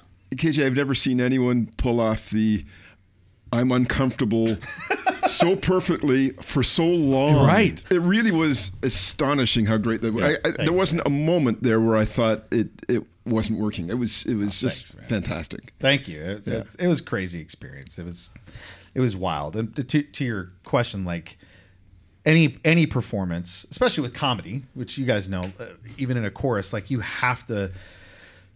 Everything you're doing is relying on the response, like your timing and your inflection and even adding little things or adjusting for something. Like you have to be in tune with whatever audience you're performing for, and that you got to leave room. You have to leave room for whatever, and it is a wild ride because you have no idea what's going to happen. I think that's why it's so fun. Yeah, I mean that's what makes comedy so. I'm just like you're dying. right. Or even just. So did you time each moment with the exact toilet paper measure and like? Yeah, I get it. But some people might think that it's like they're watching this perfect performance, but what made it perfect was the awareness, flexibility, was the room, was the rapport. But we were changing things in the hotel room with David and Brandon and Aaron and Tim 20 minutes before the performance. Like we were up tweaking things, adding little things that would enhance this joke or here, there. There was only one line I thought. Bro, it didn't listen. hit. It didn't hit though. It was a flop. Just didn't hit. It didn't hit. I'm teasing him. I will say there was a hope that you would have sung it right before because it would have been so perfect, but that didn't. Listen, I can't tell you how uncomfortable I was with that. I know he hated it. When you did that, just the look of you were like, I'm sorry. I feel like I'm crossing a bit of a line here. He apologized on stage. Well, because Sean's such a good friend of mine, and I knew. I'm sorry you was carried so that perfect. to the mic, and that's actually why it was funny. Right, He's like, exactly. Well, I'm so sorry. I'm sorry. So sorry. And the reason that worked is because in Throwback performance, when Sean did that, it was so effective. It was so engaging and heartfelt. And people knew it. They remembered it. They got that instantly because that was an iconic moment. Yes. Like in the Robot set, we have a spot where we sing, "Put your head on your shoulder." And again, it was like an homage to OC Times. OC Times. Yep. Yeah, man. I think that flexibility in performance is so important. The last time I saw Gene Cockcroft was in Pittsburgh in 2015, and I was a little nervous because I had been under the weather, and we were gonna sing "Go the Distance" on the AIC show, and we had never sung that for the international audience, and I just kept thinking, man, I just don't know if I can. I don't know if I can pull this off. I just have been not feeling well. And Gene just in his own sort of way goes, "You're gonna be fine." He says, every performance is the opportunity to do something different or do something new. Right. So do something different, do something new, and just let it be at what it is. And I remember that being like, you're right. Yeah. And I remember like going into that kind of big part of the ending of that song, which is pretty difficult, especially if you're not feeling well. and I thought of Gene, and Gene was in the audience, and it turns out, I'm pretty sure that was the last barbershop show he was ever at. And I remember I thought of Gene when I did that whole thing, and I remember it was one of those moments that changed me as a performer. But just hearing that little bit of advice from the legend to hear himself. him say that about the Suntones, we just think the precision Right. of the Suntones, not only in their singing, but if you ever seen their show stuff, it's just like boom, boom. It's like it was scripted. It was everything was there. So to hear him saying that underneath that performance was this organic, Didn't you sing for him amazing. just before you did It's You? Yep. The next day, he was leaving for the. He was going home early because he wasn't feeling well, and he passed away a couple weeks later. But that Friday, so that was Thursday, and it was the IC show. Friday morning, I ran into. I think it might have been Todd Wilson, and he told me, "Hey, just so you know, Gene's going home. He's not feeling well." And I texted Gene. I said, "I want to." Can I come see you?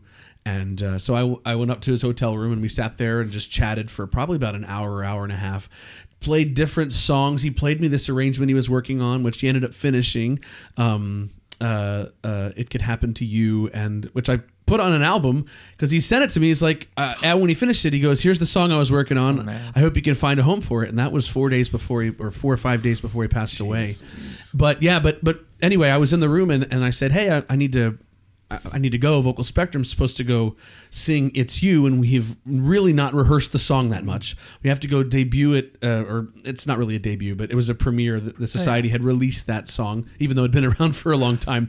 So they asked if Vocal Spectrum would sing it, and we really, really, really hadn't worked on it hard enough. And so we had to go work on it. And I said, "Gene, I've got to go upstairs and work with the guys." And he goes, "Would you mind if I came along and listened?" And I said, "I'll text the guys and we'll just come down here." I was going to ask if you let them know that you were going to walk in the door with Gene. No, I didn't, because he wasn't feeling that great. Yeah. And I just said, "Guys, can we come down to whatever his room number was?" And we came down and we worked on the song, and Gene coached us on it and helped us. And boy, it was a moment. Like, it was really cool. And special, man. It was a moment on stage. I was going to say, and then it transferred on stage, man. Crushed it. Great I can't talk about it without getting teary-eyed because it really was. And I remember leaving the room and walking across the street from the hotel to the venue, and both Eric and I were, and all of us. But I mean, I looked at Eric. I was like, I don't know if we're going to see him again, and that was so special. And then we literally walked right into the arena. And they said, we're ready to go with you in about 5 minutes. And we just hummed a couple things and walked out on stage and sang that song. And it's so funny because the night before we sang Go the Distance, which is like our most requested song. And everybody, all they could remember was It's You. The song that we barely worked on and is so easy to sing. It was such a lesson in that. I just don't know another art form where we have this thing where your heroes and like you hang out, can I pop over and the sharing, the mutual admiration, the respect to just help honor each other, honor their music. I just special, don't know another genre, another art form, another community that does it to the level that we do it in this deep investment in each other's even this music. And us going and hanging out together on vacations and that sort of thing, and then in July our choruses compete against each other. Yeah, right. Oh yeah, that's right. And we're pulling for each other. We're rooting each other on. Genuinely, I just don't know another world like that. That's crazy, man. Yeah, and Lunch Break Lunch Break was my first quartet, and my first chapter experience was Music City Chorus. So, I was in a smaller chapter in California when I was a kid, and I was kind of like half there, half not, and whatever. But my first like real chapter that I really invested in, and especially as an adult, was Music City Chorus. And to your point earlier, I remember when he walked first in the door, time I was in the war. First time I was at Music City literally Chorus, remember this, and I stood next to Sean Devine in the front row. I had no idea who he was. That rehearsal hall, that's where the pillars were like. If you were somewhere in this, you had a pillar in front of you. What year was this? 2008. 2008. It was right after he had won. Awesome. So we moved to Nashville. start singing the chorus. I moved to Nashville. I showed up to Nashville on July 1st. I believe it was July 1st or 2nd. During the BH. I had no idea the convention was going on. I wasn't a part of the barbershop community. I didn't know, and it was happening 15 minutes from my house. Crazy.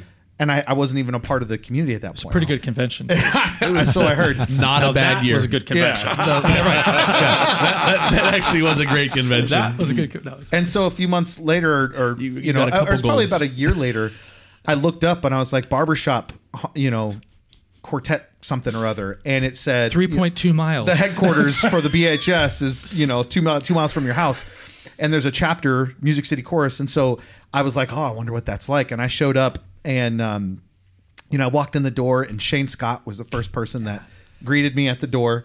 And, he said, welcome. And they handed me a guest book, and I went and waddled over to the front row in the risers, and I'm standing next to Sean. And I'll never forget, you said hi. And then I said, get away from me, kid. You're bothering me.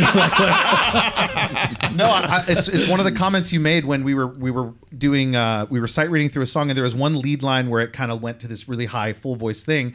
And I popped up and did it. And Sean said, KJ's got ups. it was that one comment. And Little did I know. And but That's awesome. I remember that actually. Yeah, to your point earlier, I had no idea I would start singing in lunch break. I remember lunch break got up and sang for the chorus, and I thought to myself, I was like, how does a quartet do that? They sang like the Aladdin medley or something.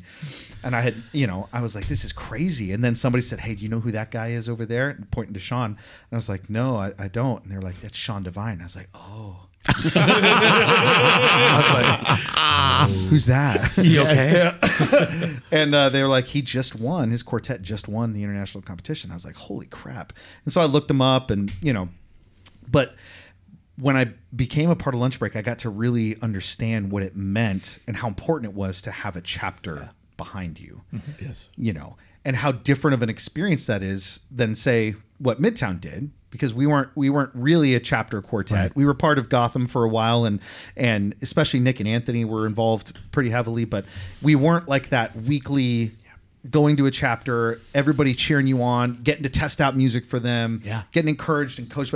And being able to do that in lunch break, and how much of an impact Sean was and the rest of Music City Chorus was, and just encouraging us, so hearing all these stories about your chapters and the identity and the development and community engagement and all of that, there's so much that comes from a healthy chapter. Yeah. Not just the chorus and the competition. Sure. It spawns, the future of this organization, of this hobby, and these quartets. And, you guys have your chapter quartets. Pratt Street Powers there, your Secret Best Friends, number and then one. You've got and just all of that has come out of that, and it's a pretty special thing, man. I love that.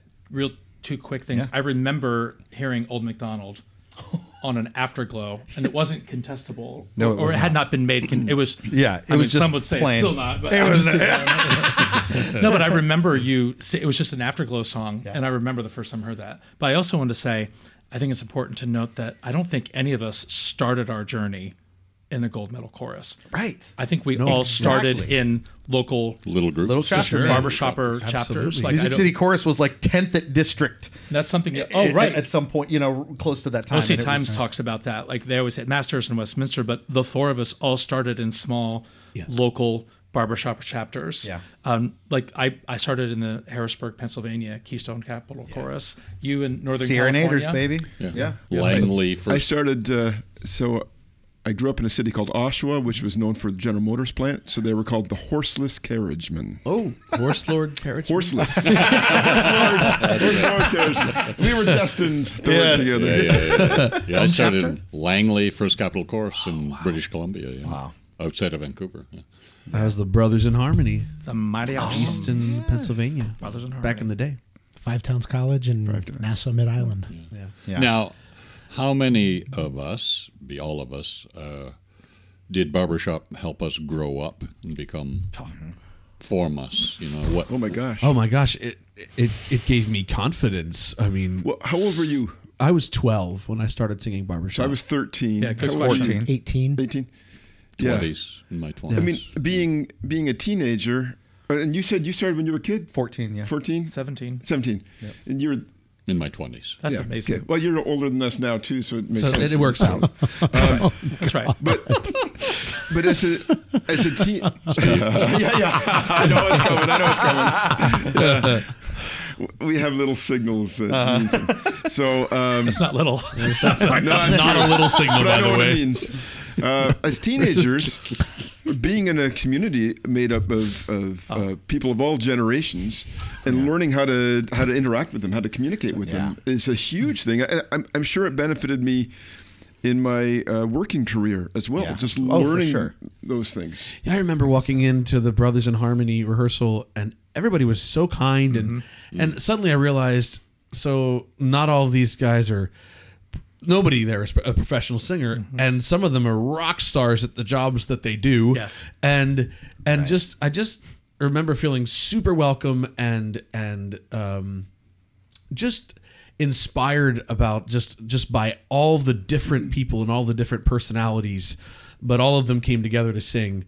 And when you all came together to sing, everybody was on the same level. That was my impression too. I always say the sound was the first thing. Right. Yeah. Oh my gosh. Like this chorus that I went to my first time was about 100 guys.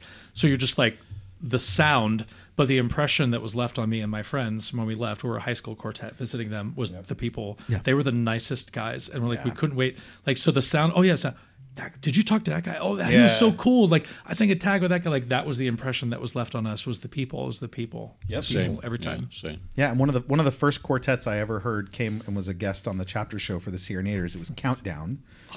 Love them. Kelly Shepard on lead. 18 wheels on a big rig. 18 wheels on a big rig, baby. I thought that was them. the coolest thing ever. But yeah, just the impact. CD? I do. It's Game Away. literally it's on that bookshelf over there. Love those guys. They're awesome. Never won the district. No. Second. 3 times. That bass, Never won. man. Oof, Jerry. Second. Loved them. So good. What was the name of the quartet? Countdown. Countdown. Yeah, Kelly Shepard lives in Australia now, but he sang lead in that quartet. And, Metropolis. oh yeah, Has a couple. Man. I actually did. Yeah. I actually did get to win a district with Kelly Shepard. You know, Countdown, Sam's right? Club. You guys know. Sam's Club. Sam's Club. You might also know him from a You might quartet also, called Metropolis. yeah, a little quartet going, John. Called Metropolis. Well, and thinking about how just different chapters have such different identities. There's a chorus that when I was part of Harmony Foundation and got to travel and visit, hundreds of chapters all over the country. There's a chapter that I visited, and I need your help because I can't remember their name. They're in North Carolina, small chapter. Oh, God, I can't remember where. But anyway, they're a small chapter, a bunch of old dudes, probably 20 guys. Yeah. But these guys bring in like $70,000 per show because of sponsorships. Yes. And they have a whole book, a spiral-bound book of sponsors that they do every show, and they pack out this huge gymnasium for their shows. And this is a chapter that doesn't sound, they're singing at like 65 level, and they're just winning the hearts and minds of their community. They probably do a lot of performances in the community. That's what I'm saying. They do Of so course. much stuff in their community throughout the year that all these So they're local doing all businesses types are like, of good for barbershop, even though they're not winning. They're not winning the medals. contest. They're not working 6 months on 2 songs for one contest. They're engaging their community, and it pays off. And their community is more than willing to support them in their sponsorships. So if you were in that chapter and you let us know the name of your chapter and you contribute to the Patreon, we will say the name of your chapter on this podcast. What was that? We're holding back for a big old donation from whatever chapter that is. You're making But when you 70 do let grand us a know the year. name 70 grand, and you come on. contribute to our Patreon, we will say the name of your chapter on this podcast. Just a couple $1,000 it. is probably a little something here and I there. will. I'll say one chapter name. I can't remember the name of that group, but I do know. Getting to travel for the foundation and seeing all these different chapters be successful at what they found and valued important to them, and it was never like it was the contest things like that. I feel like that visit was never sustainable. It was the chapters that found the things. Like I remember going to Fullerton, California. Their catchphrase was "We're number fun." That's great. We're number fun. Craig Ewing is their director, and they would just celebrate that. Like they just it was programmed that they just keep things light, keep it fun. All of their shows were comedic themed, and that left an impression on me too. It's like that's what's important to them, and that's what. Yeah. Well, and look at Music City Chorus, how they have found their identity. Right. And what that did. I mean, music. We were part of Music Chorus back in 2008, 9, 10, 11, 12. And it was fun. It was awesome. What an incredible chapter of guys and such a core, a great Huge heart. Great heart. And once they really embraced kind of this comedic, entertaining, and really, I mean, I contribute so much to that. It was a team, of course, but Eddie Holt, he has such a heartbeat for that chorus. And, and they've just embraced that, and they won with that identity, and now it has become who they are. If someone would have told them in 2008 First of all, you're going to win a gold medal. They would be like, shut up, first of all. There's Right. no Yeah, way. exactly. There's no way we're going to win a gold medal. But using like comedic, like as your that's your hook. Yeah. No, they're like, who And how you're going to sing and where. better than every other chorus in the Yeah, contest. I mean that Like that to Circle of me Life is like, was Oh, it's like incredible. I was unbelievable. not in the. I forget because they were near the end of the contest. Yeah. they were Right. last. They were last? Yeah. They followed. It was Ambassadors, and then Music Music City. City. I think it was Right. us, somebody, ambassadors, them. So I don't know if I was like getting done with the webcast. Yeah, that's right. You guys were in the last four. Whatever happened was I wasn't in the room to hear it, just because when you're done with the webcast, you're talking to people, Yep. Yeah. and you're trying to make sure that you're doing the Jim Clancy thing, Pay attention to people. Yeah. But I saw a good friend of mine who I just said, "So what do you think? Do you think we'll place, or who do you think won?" He goes, "Oh, you don't know." And I went, "What? I don't know what." He goes, "Music City just won." And that's not a slight on any. At that point, they had just sung that, but it was at the end of song one. He said at the end of song one, everybody was like, "Oh, wait, did they open with Circle, or was it?" No, No, the that was first second. song was the "We're Back." Oh, sorry. Yeah. But he said he looked. He's like, "You don't know? You didn't hear yet? Like it's like they won, So and you knew it." It was actually very close. I was, as chair, I was watching all the scores come in. Of course. Right? Oh, yeah. And so, and someone had told me that they were doing, maybe Joe, you had told me that the scores has really come a long way. If a bunch of singers that aren't there all the time, if Dusty can hold it all together, they might win. And that they were doing Circle of Life, and it was a great song. Yeah, So they did it at to qualify in the fall, and even in the fall, it was like, oh my god, I can't wait to hear what this is going to be like. So they did that first song, and they just hit it out of the park. It was great, and I thought, that's amazing. I haven't seen scores yet, but I thought, that might win. I wonder if they've got a second song to go with that. And I'd forgotten about Circle. And then they started that. And they went, Oh boy, this is the perfect song. Yeah. And then when their scores came in, I remember it was close enough.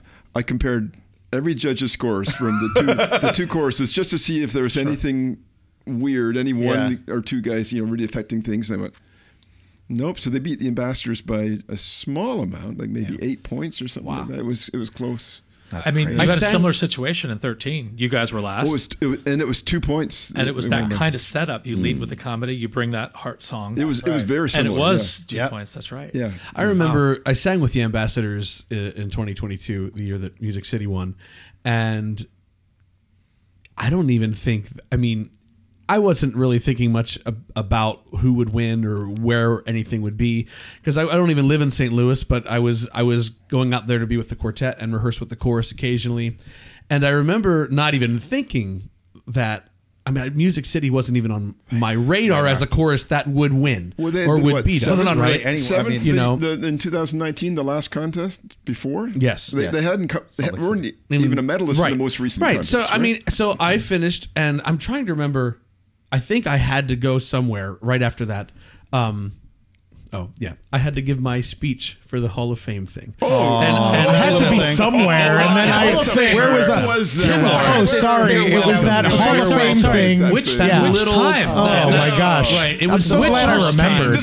Which was it? First time I went. I think it was the first. Was this the first or the second one? This would be the first Hall of Fame induction. Holy as opposed to the second one. Oh my God. They didn't let me talk so long the first time. They didn't let me talk the second time. Yeah, going on. No, but I remember walking Can off we eat stage. the donuts yet? Is it donut time? Oh my My Hall God! of Fame, the first one. The first Hall of Fame. Yes, I was trying. Actually, Or was it the second one? But I remember, no. It was my definitely the God. first one. I remember walking off stage. By the way, this is just quickly. This is a lesson for everybody listening. Do not win anything. Have no success in anything. Target on your back. Don't worry about it. Sorry, Yeah. Tim. You had to be sorry. So I had to work Yes. on my extensive Hall of Fame speech, and actually, and unlike me, I didn't prepare anything. I just winged it. Yeah. But I did think I should probably gather my thoughts. So I walked off stage with the Ambassadors, and Music City was next. And They were back to back. back to back. And the contest. And so Yeah, and there I am walking off stage with the Ambassadors, and I'm going to get ready to think about, okay, I should at least have some bullet points of things I want to talk about.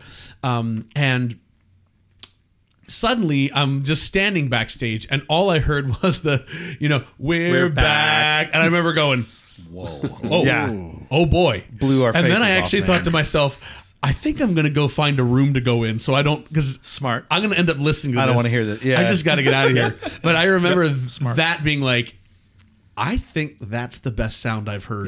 Yeah. And we all thought that same thing, man. It was pretty shocking. amazing. And Truly you know what's amazing. cool about that chapter 2 is they have very much the same kind of thing that you know the Harmonizers have in that they have a team of people who do what they're good at and their Very good strengths. team. He's got, you know, Dusty Schleier gets to walk up there and just focus on the music, and you've got Rick Spencer who's got his back. You got Steve Scott and Adam Scott there. You've got Eddie Holt with the creative team. I mean, you've got such a powerhouse of individuals that all have their own leadership. And I'm leaving several people out, but they have tuned this machine into this that group has legs. It's crazy. That could be a dynasty group now. I agree. Yeah, I because agree. they're all young. Yep. Super Yeah, talented. the average age of the chorus was 37 when they won. What? From Really? what I believe so. Or at least we did their show last year, and I think at somewhere along there I heard that the average age was or is 37. But you know what's still cool though is that That's I was just 38. there several months ago, and I still see the same old guys that were old guys in 2010, and they're up there who have been a part of that journey since the Robin Hood set. That is you know the what I mean? thing. Like, It's not like they've, you know, it's not like we've heard stories of choruses doing the cuts, you know. Right, This right. was not that. Not at all. They're still all up there. You they know? kept everybody who was a part of Absolutely. this journey. They never excluded anyone. They didn't, you know. Come and- along, be a part of this and it program. paid off, man. Do the thing. It's like, and they did it. Unbelievable. It's incredible. And I feel like it makes me, when I look at the barbershop world, I think to myself, What a wonderful world. Oh man, Wasn't that the greatest little that was segue? so great. What a Wasn't that a segue. great segue? Oh my gosh, wow, this is so cool, revolutionary. Yeah, buddy. All right, Pitch. wonderful world, right? Here we go. Take one. We're gonna pitch it up just a little bit. We'll see how this goes.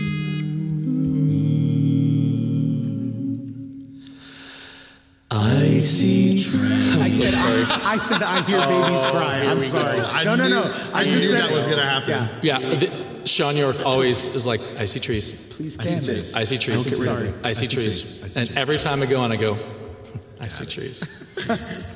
Okay, let's pretend we're coming in the booth again. No. We're keeping this. We're going to this put is all this in our staying in. podcast. Got it. This is in. This is definitely not out. This is good. Here we go. I see trees of green, red roses too.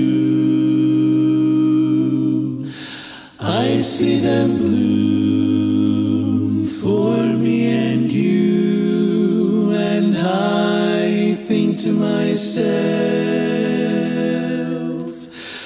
what a wonderful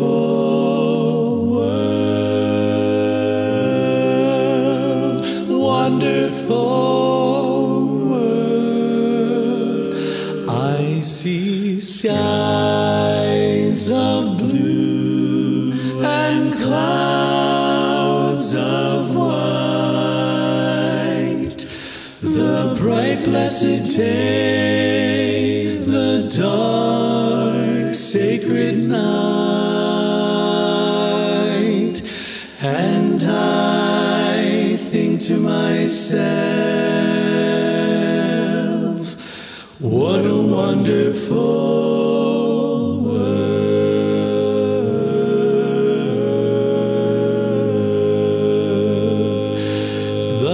The colors of the rainbow, so pretty in the sky, are also on the faces of people going by.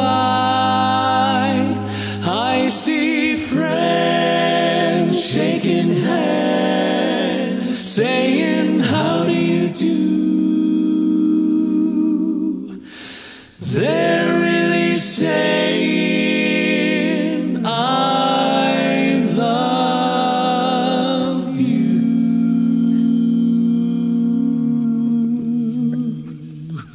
Keep going.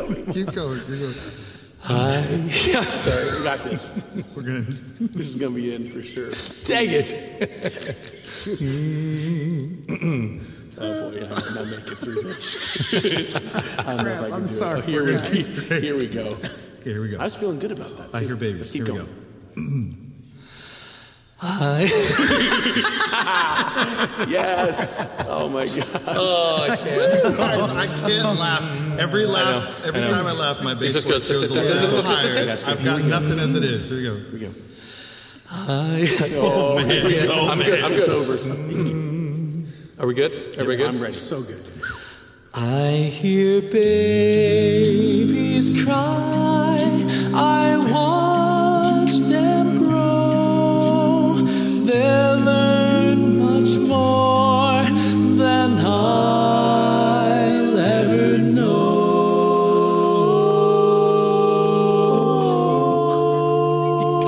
know. Me and Tim are killing it. Back to the babies cry. Babies cry. Babies cry. I'm ready. We'll do it live. Babies cry. Babies cry. We got this. Right. And I even got that note that I We're definitely not keeping this. Here we go. It's good. It's good just for rent, just to get it going. Just for assets, just to get the stuff. Yeah. I hear babies cry. I watch them grow. They'll learn much more than I'll ever know.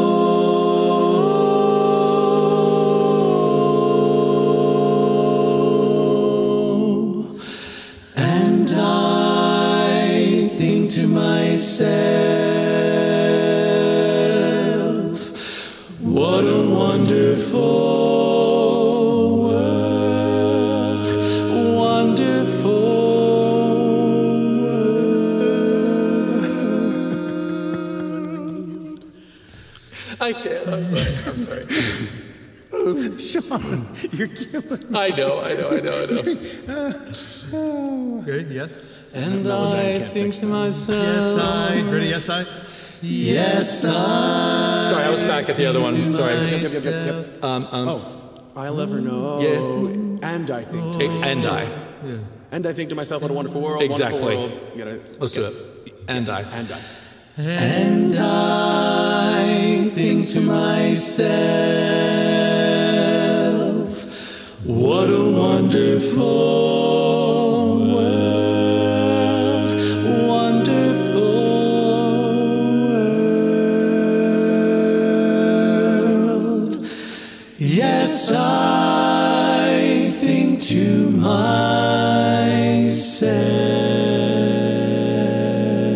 myself, what a wonderful world, wonderful, wonderful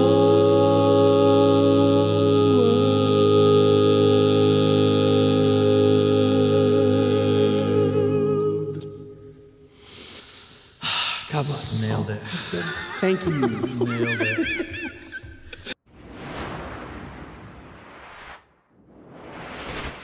And we're back. And we're back. And we're back. What a All right, we are wonderful back. world. Here we go. We are back. We are. We are back, man. A wonderful world. Steve, Yeah, it what looks would like you guys look score that? hungry. What would you have scored that? How about an 86? Out of what? Oh my god. Oh, not gonna touch that one. Not gonna touch it. What I say? Respectable score. Oh, your respectable A score. level on Yeah. the cusp of midair. You must be elderly and your ears aren't working. Is that?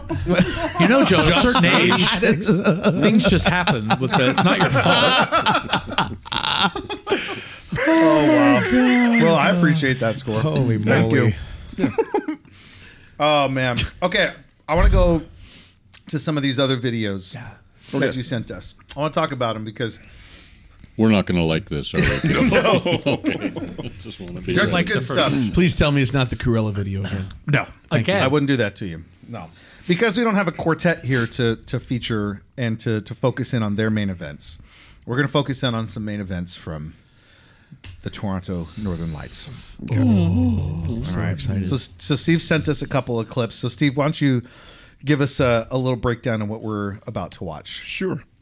So this was in Kansas City in 2011, and David had what I thought was really a fantastic idea. He had heard this song on the radio, "Farewell to Love," and had this idea of having a guy struggling with, he never gets love in his life, and all around him everyone seems to be in love, and so we paired it with "I Got Rhythm," I got my gal who could ask for anything more. So we've had the juxtaposition of those two things going on, and David said, it'll all be bright colors, and then the second song will be "The Party's Over," and he'll go into a bar, and as he goes into the bar, he'll do a quick change where instead of having all bright colors, it'll all be black and white.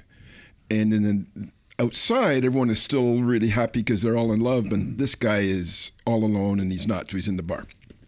And so it's kind of like a three-part idea, and I thought it was a brilliant idea, and we had some trouble all the way along. We had this use of umbrellas that just never really went well. That's been a joke. You can't win them all. You can't win them all. You can't win them all. By the way, for years, when I would see Dusty Schleier, he would bring up umbrellas. He does that to me too. That's when I learned. Oh, I got the umbrellas finally. He's a cruel human being. So David's done a bunch of theater work, and so he made contacts with these great set builders, and so he had them build this bar set, and we got the dimensions of the stage to make sure that would fit this of course, without any trouble. And so this thing needs to open up, and when you see it, it is a big piece. It is really heavy. And as he walks into the bar, we see the outside of the bar, and then it opens up, and then you see the inside of the bar. And so I'm directing The Party's Over, and you can't quite see the front part is on wheels, and so imagine the arc of it as it turns. It's going out towards the front of the stage, and I'm directing, and I'm watching these wheels. How much clearance did we have, David? We had, well, I don't want to exaggerate it. No, don't exaggerate. It was around 2 inches. My God. What? And I'm thinking, if this topples into the stage, we're going to kill some judges. This thing is so heavy. Yeah. Kill is a... Injured. Just maim. Yeah. Severely injured. Yeah. It might have reduced our scores. It might have a little bit. Or the panel. And, it would have saved and me that's how we ended up with a 4-judge panel at International.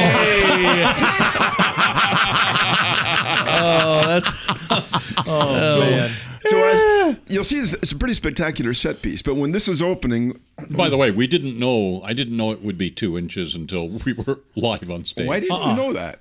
Why? Because I don't think we had a chance to test it on the stage. I think this was like the schematics were like a Stonehenge in Spinal Tap. Yeah, it was. So the drawing said close enough. Close enough. So when this opened, where were you?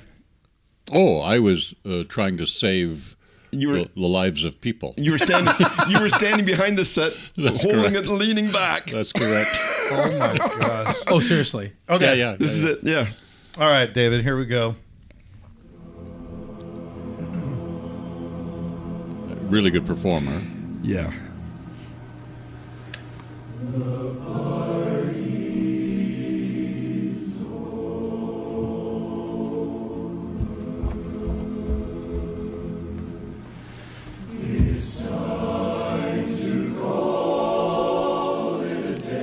So you see this guy's pushing it. Yep. She's burst my pretty balloon and taken. So the front of that's like 2 inches from the front edge of the stage. Oh my gosh. Are you kind of side-eyeing this at this point? Yeah. I'm kind of looking over going, what's going to happen? And you notice he had like a bright colored tie when he went in, and now he doesn't. So that's enough of what we need to see there. Oh, gotcha. Wait, when does it kill remember judges? Oh, it doesn't. When did the judges die?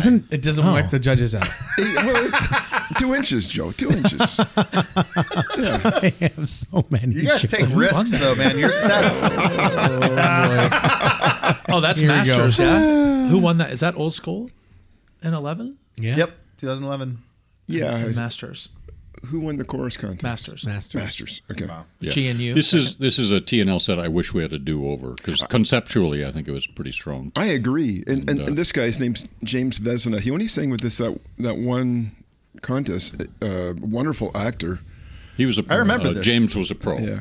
Yeah. Yeah. Part of the problem with this is when we had been doing it and rehearsing it, we didn't have the whole set piece. And so this whole scene was kind of right in front of the chorus. And so as you're watching it as an audience, you could see this develop and the juxtaposition of the chorus reaction behind it. So, but the set piece was so big, it was off to the side. And so the audience and the judges were looking and they couldn't figure out what. I look over here and they're happy, and I look over and they a little sleight of hand there. Couldn't quite figure out how it all fit together. So, gotcha. Yeah, it didn't work. Did you not have the set piece at the rehearsal hall, or not really? I'm seeing a theme. It's like the Transformer. I'm seeing a theme here. Kind of like the Transformer. When are we going to have the bar? He told me first week of June. Is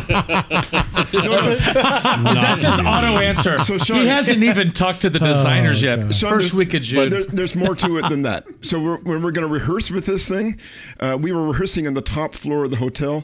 The set piece was too big to get in the elevator to take up there. So we never got to rehearse. Never. Yeah, hold on a minute. This is a theme. I just figured that out. A pattern. We're 2 for 2 so far. Here, I mean, let me tell you. We're going to be 3 for 3 in a moment. Oh, Steve. At no time did I say the year. June. June. Yeah, You June. just said June. Right, Yeah. June Oh, you mean this June? 2025. This June? So this. Joe, I know what it feels like to be you now. Getting picked on. And Tim. That's right.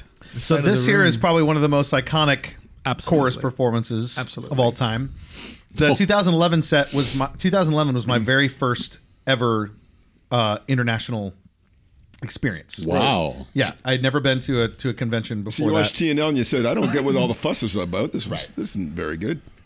Well, no, This is weird. Mainly the arrangements. Hey, oh. Once I got the right notes on the learning track, that one was pretty good. That's right. That was before my sight went. That's before I couldn't see. You remember that was the chart, right? No, that The wasn't party's the over. That was the one where you changed a bunch of chords on me. Did I? Accidentally. Oh, did I? Oops. No, Yeah. wasn't that a later one? or was that one- Timtracks.com. Timtracks.com. I improved the arrangement. You improved the Guaranteed. arrangement. So your first international. What was that like, KJ? Go to timtracks.com. We'll probably get I it will. right. I will definitely improve arrangements. Yes. Accidentally. You were busy working on your Were you speech. here at this? Yes, I was busy. at this Sorry, one too, I was working on my Hall of Fame speech. Oh, which one?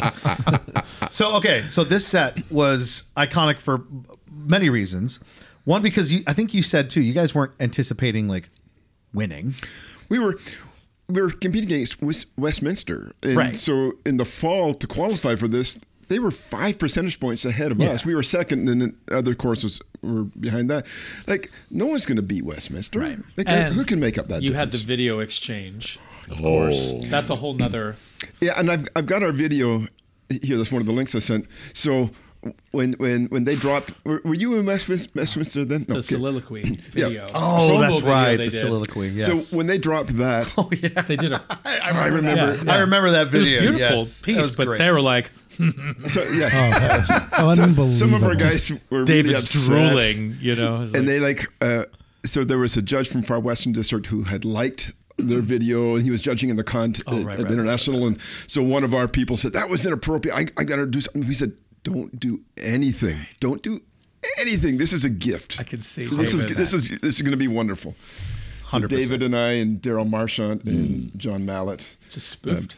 put together a spoof, and we released it Oh, it was genius. just late enough that there was no possibility for any Retaliation. response. Retaliation. And as soon as we Trapped 'em. did it, as soon as we released it, I reached out to Justin to let him know it was coming, and he said, "I knew you were going to." So my greatest regret about that whole thing is that it wasn't. I went out to coach Westminster after all of that, and I had I was going to pack my sunflower outfit, and I left it on the damn bed and go out there and just sit down with Justin. I didn't ask him, but I would have said, "Can we just reenact the you start off? I'll pop up like I did in our video, and then you can just strangle me down to the ground." That would have been great. Would have been the final. Oh my gosh! Missed opportunity. Yeah. So we didn't expect to win, but it was really starting to come together. Everyone was really excited about the package. We had in your hometown.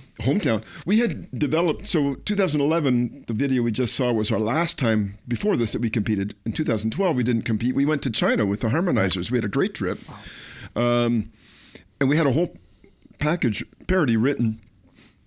And there weren't enough big laughs in it. And so we pulled in Rick LaRosa, and he said, "Oh yeah, this sounds great. Let me see if I can tweak this," and it pretty much rewrote the whole thing. The chorus had already learned it. They'd already learned it. We were doing but anyway. So we kept only little bits and pieces of it. And just very quickly, we'll go back to the story. Yeah. The same thing happened with Nashville. Right. I can talk about that in a second, but carry on. And Rick LaRosa. So he's.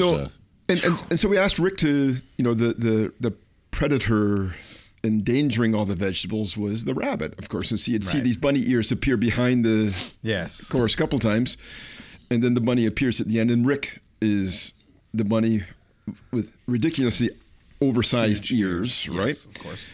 And he comes out, and as is so funny, as you've learned from David's like the creative process never ends. He didn't test them. So they're tinkering, doing things. So on the bus, on the way over to compete, that's not true. I think it's pretty close to true. When it was in the hallway walking towards the stage. No, Chris is Rick is making these. No, I made them for him. You made the bunny teeth. Correct. You made the bunny teeth I'll for let him? it carry on. Yeah. So then you handed this to him and said, "Put these in your mouth while you're talking. This will be great." He didn't have bunny teeth, right? So I said to somebody, "Who's got a gum package or cigarettes or something? I wanted some cardboard." Or cigarettes. Who's got those cigarettes? Right before we go and win an international championship. Anyone got that box of cigarettes on you? The bases. So I got a gum, the cardboard around it, and who's got some scissors? And I cut some teeth for him while we're walking to the thing. And so here, put these in. Now you should probably test those kinds of things. Yeah, I don't know. Probably. But, and so we're about to watch the result of the not testing. Not testing, right? And so we talked about the way audiences react to things in comedy, and in this set, this audience was reacting big to everything, even the smallest little jokes. These kind of signs at the beginning.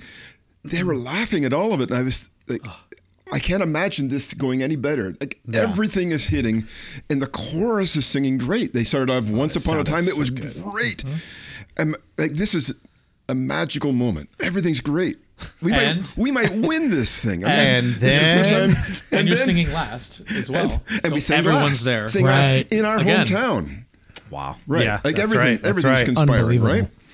And then we're getting near the end where the bunny appears. This is it. And so and we hear the teeth. Okay, here we go.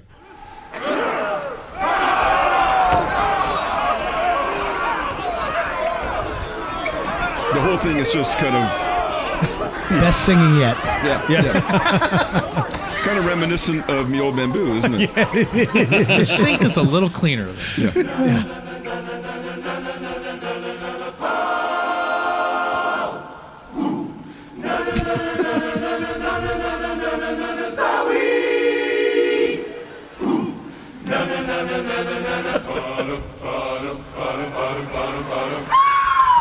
So the jazz theme every time the bunny appeared. Yes.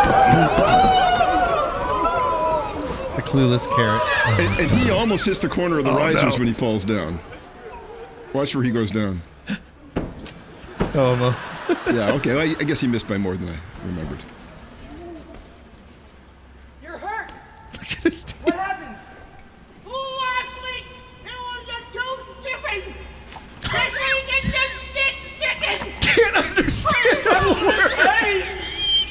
Okay. So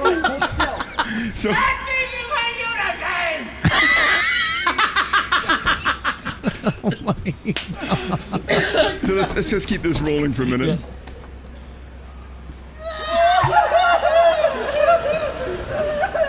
Every time The onion. you do the onion, you Yes, try, right? yes.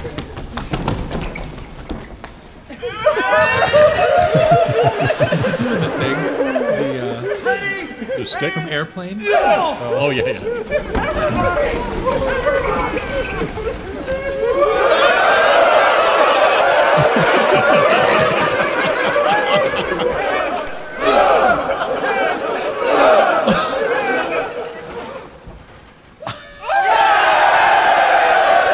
Well, after all of this, when the chorus comes in to sing again, this is one of my favorite moments. It's just scratching his chin. Yes, that's right. This is the dawning of the age of asparagus, the age of asparagus. So we can stop it now. Yes. I was so thrilled. It's about 45 seconds in between. And you guys came in And crushed. that is clean. Yeah. Super So clean. clean. Yeah. So, anyways, That's iconic. everything's going perfectly. Oh, This is fantastic. You know, after we were done, and I met my wife, I sat down beside her and I said, I think we won. And she said, I think you did too. And then we didn't talk about that anymore. I'd never ever said that after any performance. Yes. But in that moment, when Rick is doing the thing with the teeth, You're like, I just thought it was hilarious. Oh, man. It was. I almost peed my pants up Yeah. on the Yeah, It riser. looked like Joel And I was thought, laughing. Poor Rick. yes. Yeah. Scott, like, Yeah. It looked like he was How could you not? laughing. I at was- the- Oh Yeah. my God, it's so Unbelievable. funny. It's bizarre. At no moment was I thinking, we might win. You're ruining it. It was like, this is hilarious. It's only adding Right. to the It's flavor. David's thing. And Like Rick- the only thing they ever cared about was it hitting with the audience. Right. He Right. said you gauged success on if it hit. On impact, yeah, of That's course. it. Of course. Yeah. Right. It wasn't, did And we bit sing going in the perfect. A's? And I or gotta did say- did it hit? Yeah. Rick is such a pro. Oh man. It did not phase him. He's all in Yeah. all the time, Yes. right? And so just Yeah. I said this on a What a previous great- episode when Lunch Break came up to do the Toronto Northern Lights show. Right. I got to play the rabbit. Oh, right. Do you remember that? Yeah. I got Not to. as funny. It wasn't as good. Not as Not as good. The teeth. I did not have the teeth. It was God. sans teeth. Yes, Oh, but my Probably gosh. understand your words. the words aren't that funny. You need That's the teeth. classic. that's right. I needed the Play teeth, in but the part though. You actually got to play the part. I got to play the He part. did, I got to yeah. see the rabbit. You got to play the part. Yes, That's amazing. And it was a highlight of my barbershop career. By the way, the Daryl Marchant created the ears. The ears are 6 feet high. They're huge. They're huge. Daryl's brilliant. He's done so much stuff. So many of our set pieces. Did he he's- build yeah, the thing with the 2-inch difference? No, falling off that the was stage? He didn't do that one. that was a friend of mine in the theater world, which, by the way, was a beautiful set piece. So here's an example of Daryl, right? And as the Montreal set with the giant Yeah. that came up from the risers, that giant head, Daryl created the head. I won't get into. He did it on a computer and then styrofoam. Wow. But that giant's head. In our reception, you could grab the hair and lift it up, and it was a beer cooler inside. So Genius. So we we put had ice and beer in there. We were like Yes. celebrating with it. yeah. So man. so much stuff we did had little Easter eggs in there that were Yeah. funny for us. And that was against the VM, right? That was. It was a little chorus. Song for the little guy. That's it. That's That's right. Yeah. And it's You're like an impossible. encyclopedia. Yeah, he bro. is. He knows who was competing, who placed second, third, fourth, fifth, who won that. Like it's Yeah. unreal. I dude. enjoy barbershop. Just a I little. like the hobby. Stats are fun. Hey, real quick, what's everybody drinking? Hey. Scotch. Oh, I have a little bit of coffee left. What are these Water. beautiful mugs? These are from customcorsetstuff.com, one of our sponsors. These are gifts for you guys. Oh, Thank you. hey, Take these home. Hey, that wasn't in the offer. it wasn't in the writer, but It's the hey, bonus. You know, Just a little bonus, but no, she's awesome. Beautiful. Heather does incredible work. Thank we you, talk Heather. about her every episode. But Champs. Thank you, Heather. Champs she, deliver. if you're a quartet or a chorus and you want some swag, Yeah. or you want some marketing materials, she does all custom stuff, and it's all unbelievably high quality. So hit Everything her up. I've seen of hers is pro. It's all pro, dude. Yeah. CustomQuartetStuff.com. Probably should have reached out to her. Go check And it out. the drinks taste better in these They do cups. taste Yeah, better. they do. It really enhances the water. They really do. They do. Hey, I want to pick your brain on something real quick. Yeah. Something that I'm sure we're all thinking about is this new decision with the judging community to remove David McEachern. David McEachern about from the time. judging community. Can we talk about that? No. Another podcast. Another episode. No, we're no longer 5 judges Yes. per category. Right. Right. And you put out a statement, of course, but it would be I'm curious to hear, just from the horse's mouth, the thought process that went into that and how that's going to look going forward. And, I think one of the things that barbershoppers kind of pride ourselves on as far as the competition realm goes is that we have a really high standard for how we score, what we're scoring, what's rewarded, and the consistency with which our judging community executes those scores, because we've all been to choral festivals and other competitions and it feels very subjective. I was a judge for a Aka Idol competition in the city for the Sing Strong Festival, and it's all contemporary a cappella, and there's no criteria, there's no categories or anything. It's basically just who do you think won kind of a thing. And barbershop has always been so good at really honing in the judging, not just for accurate scores, but to give accurate feedback to the performers so they know what they can improve upon and what they can do better. And so the 5 judges per category has always been kind of like a point of pride, I think, for the Barbershop Harmony Society, because especially when you look at other organizations, even at district, we're at least 2 judges per category, but I think it's 3, right? It's 2 or every 3. time. It's 2, unless there are so many competitors. You need 3 to get through all the feedback evals. sessions. Yeah, Right. Which obviously is the more the better for that, because then it averages out better. And anyway, so this move to 4 judges from 5 gave some people a little bit of a whoa, wait a minute, so Just because it's different. just because it's different. That's What's really going it. on? Right. So Yeah. what's going on, and what's the big reasons and all that jazz. So Yeah, I mean, I'm actually kind of surprised that I got to the point where I'd be comfortable even suggesting this. But I have to say honestly, and I know some people believe this isn't the truth, but it is 100% the truth that this idea originated with SCJC, the Society Contest and Judging Committee. It was not a directive from BHS. It was, anyone that believes that, that's nonsense. I can promise you that. So, but at our meeting, a certain amount of money, it costs money to run the judging program. So we said, hey, let's take a look at things. Are there any opportunities for us to spend that money more wisely? And so we looked at things like, we just had 4 years in between category schools. Should we consider doing category school every 4 years and save some money there? instead of 3. Instead of 3. Mm-hmm. So we debated that for a while, and ultimately we thought every 3 years is really healthy for us. We want to keep doing that. We looked at, midwinter, should we have a double panel instead of a triple panel there? We said, well, it's a pretty significant difference going from 3 to 2. And also that's a shorter week. And so the cost of the judges there is already less.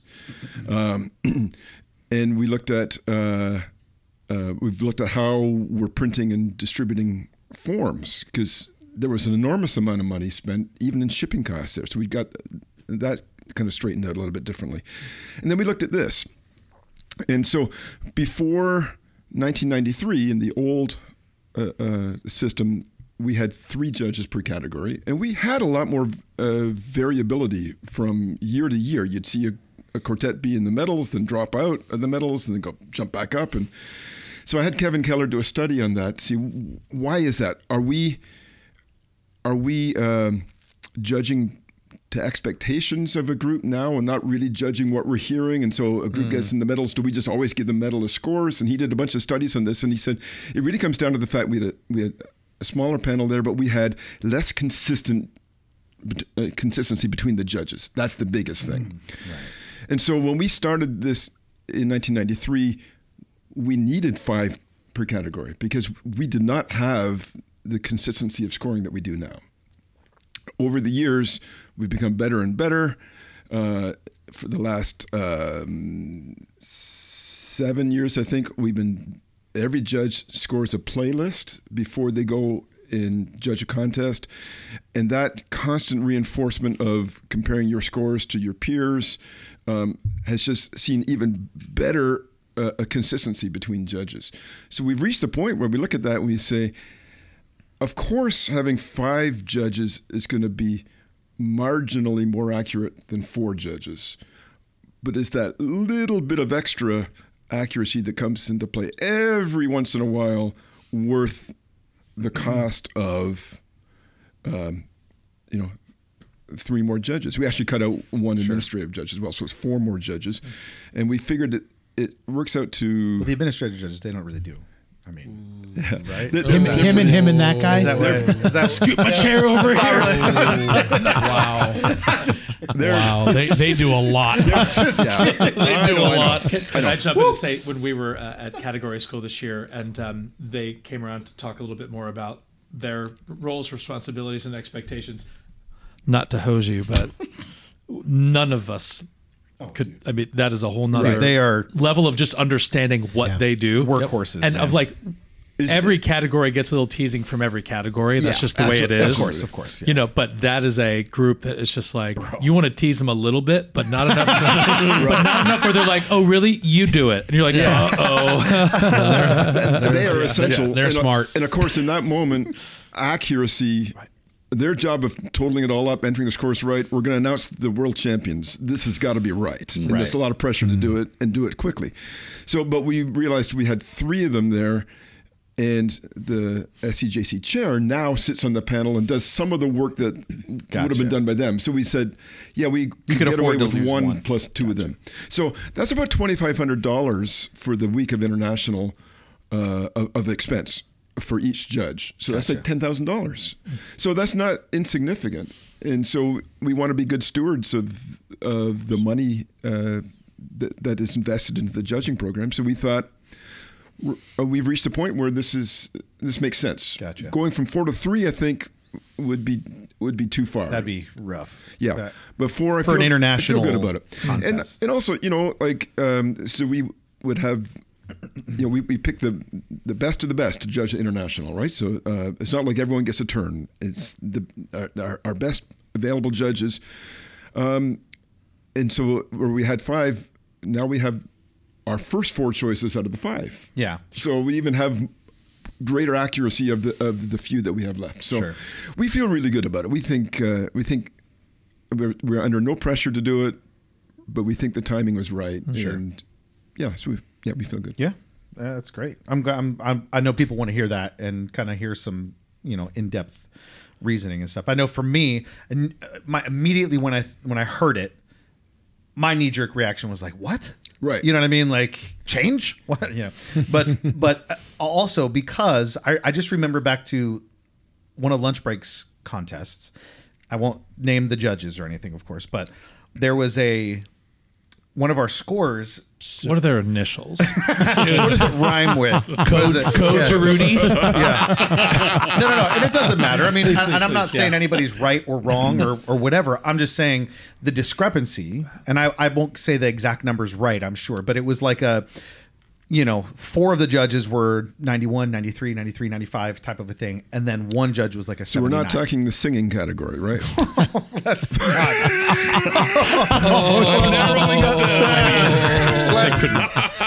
Deductive reasoning could have told you that, yes. But you had all these low 90s and then like I think it was a 79, something like that. Just a real big discrepancy between the scores. And so on a 5 judge panel, it was fine. It kind of worked itself out.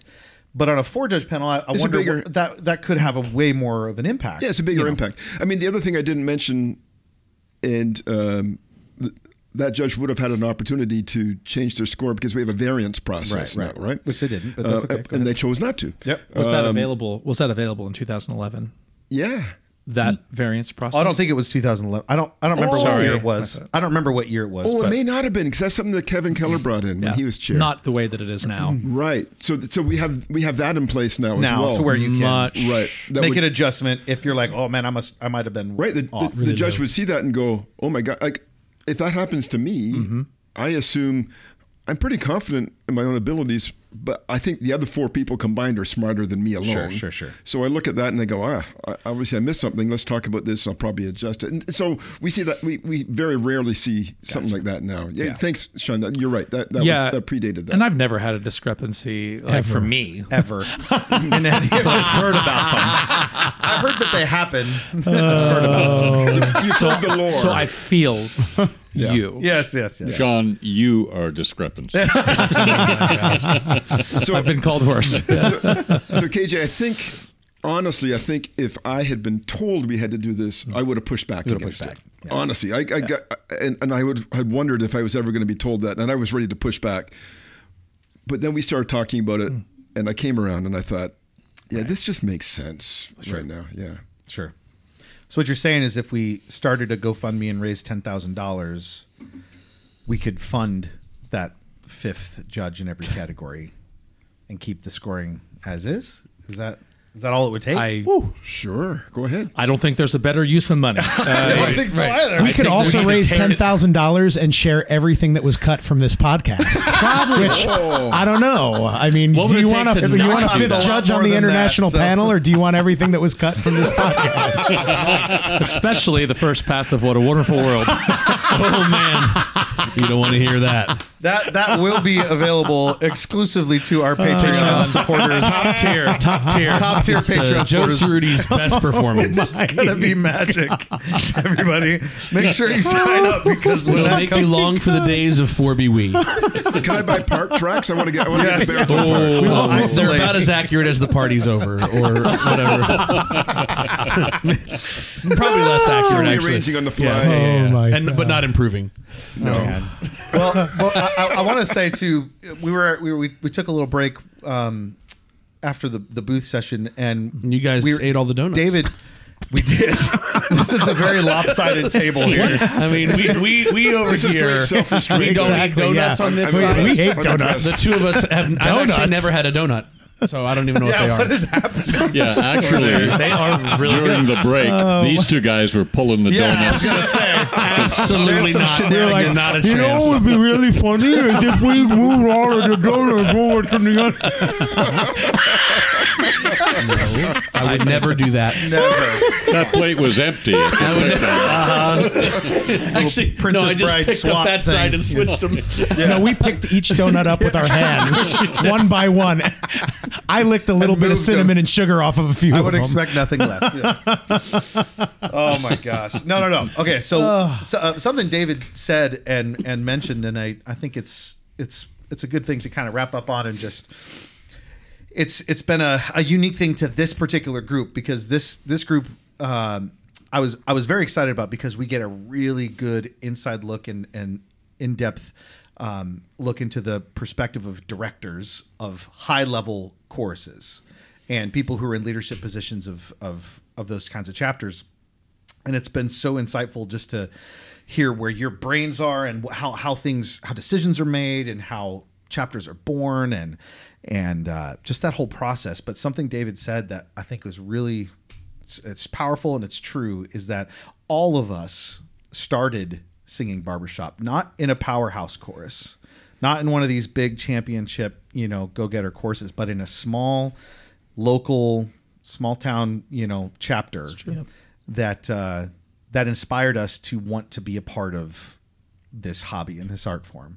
And I think we forget that sometimes. Yeah. We put so much emphasis on these big chapters and wanting to be like the big chapters, as you were saying, Joe.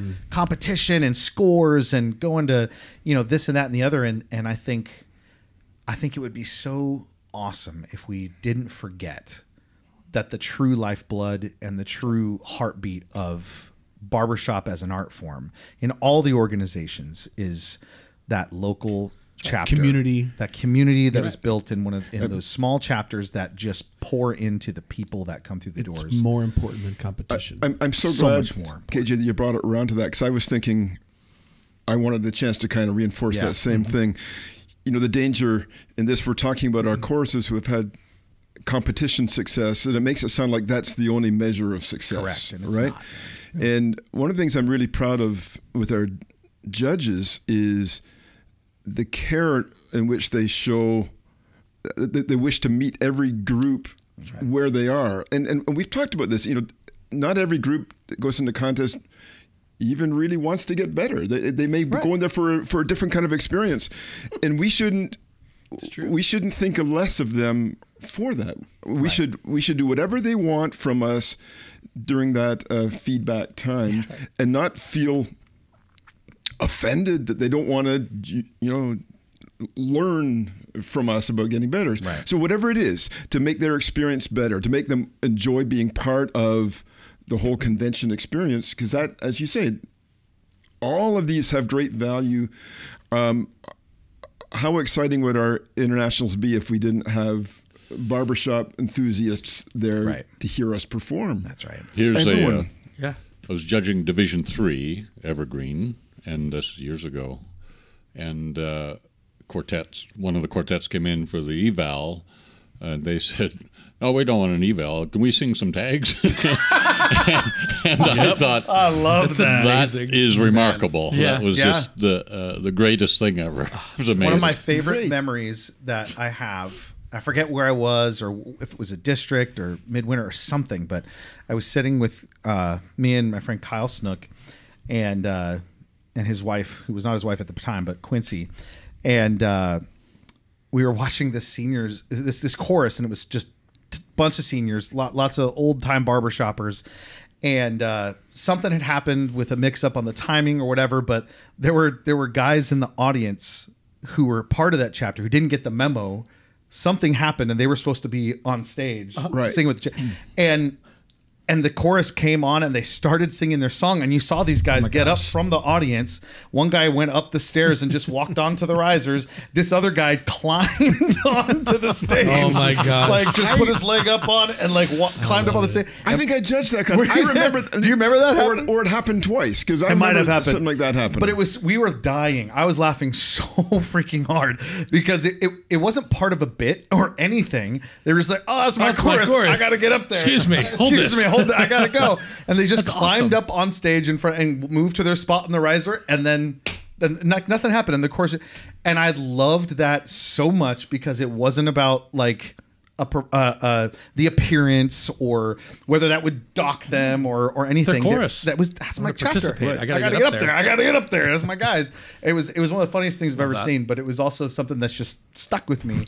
And I'm like, gosh, I want to have that. Like, very charming. It was so charming. It really was, and it just showed like the guys didn't care about the score or what would happen if they looked awkward or came up late or whatever. They were just like, I'm going to do this. Yeah, the guys at the risers were like, "Yeah, come on, hurry up. Get over exactly. And you didn't care. Where you been? No, I didn't care. I loved it. Yeah. Steve lowered the score though. Yeah, Steve crushed their spirits with the score, though. It was kind of not true. Not true. Steve dropped him to a 40. The X-Man over here, yes. Guys, I cannot thank you enough for taking the time to come out and be a part of this and share your insights and your stories. This is such an incredible group of men who've done such incredible things for our art form, for the Barbershop Harmony Society, and I think I can speak for everybody in our community when I say, you are the people that we look up to, that we strive to be like in this art form, and not just for your accomplishments and what you've achieved in your chapters, but for what you give back. And how you pour back into every person that you interact with, every person that you coach, every person you sing tags with.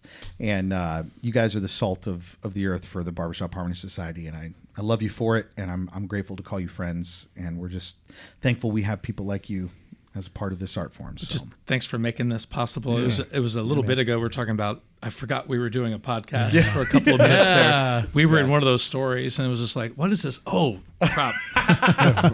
And this here. that's what I wanted this to feel like. Yeah, and then the other thing is, none of us just sort of realized barbershop. It was given to us. We all had those people in our lives who made the connection, took the time to, whatever the investment was, whether it was a financial investment, a time investment, just a care investment. Yes. That is the connection that everybody is searching for to be a part of. And that's why we're all here. Yep. We all have that person. We probably can just picture that person. And I know who yours is as well. Sure so it's like, we're just here to be a part of that, as Ev now used to say, just barbershoppers cannot just celebrate this thing. We need to pass it on. Yeah. We have to pass the torch. We have to pay it forward, or it's just, that's who we are. And this podcast is part of that, man. So we appreciate you giving us this opportunity. Yeah, I love you all. Yeah. Yes. Yeah. Love you too, brother. This has been one of my most fun days in a long time. I really enjoyed this. Yeah. Thank you, man.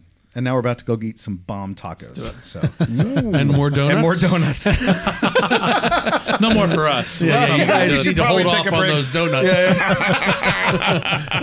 Awesome. All right, thanks, guys. All right. Appreciate y'all. See you. Thanks, KJ. Thanks. Thank you. What a wonderful world. What a wonderful world, indeed. What a wonderful Just as much today as we were on the recording back in the 1960s.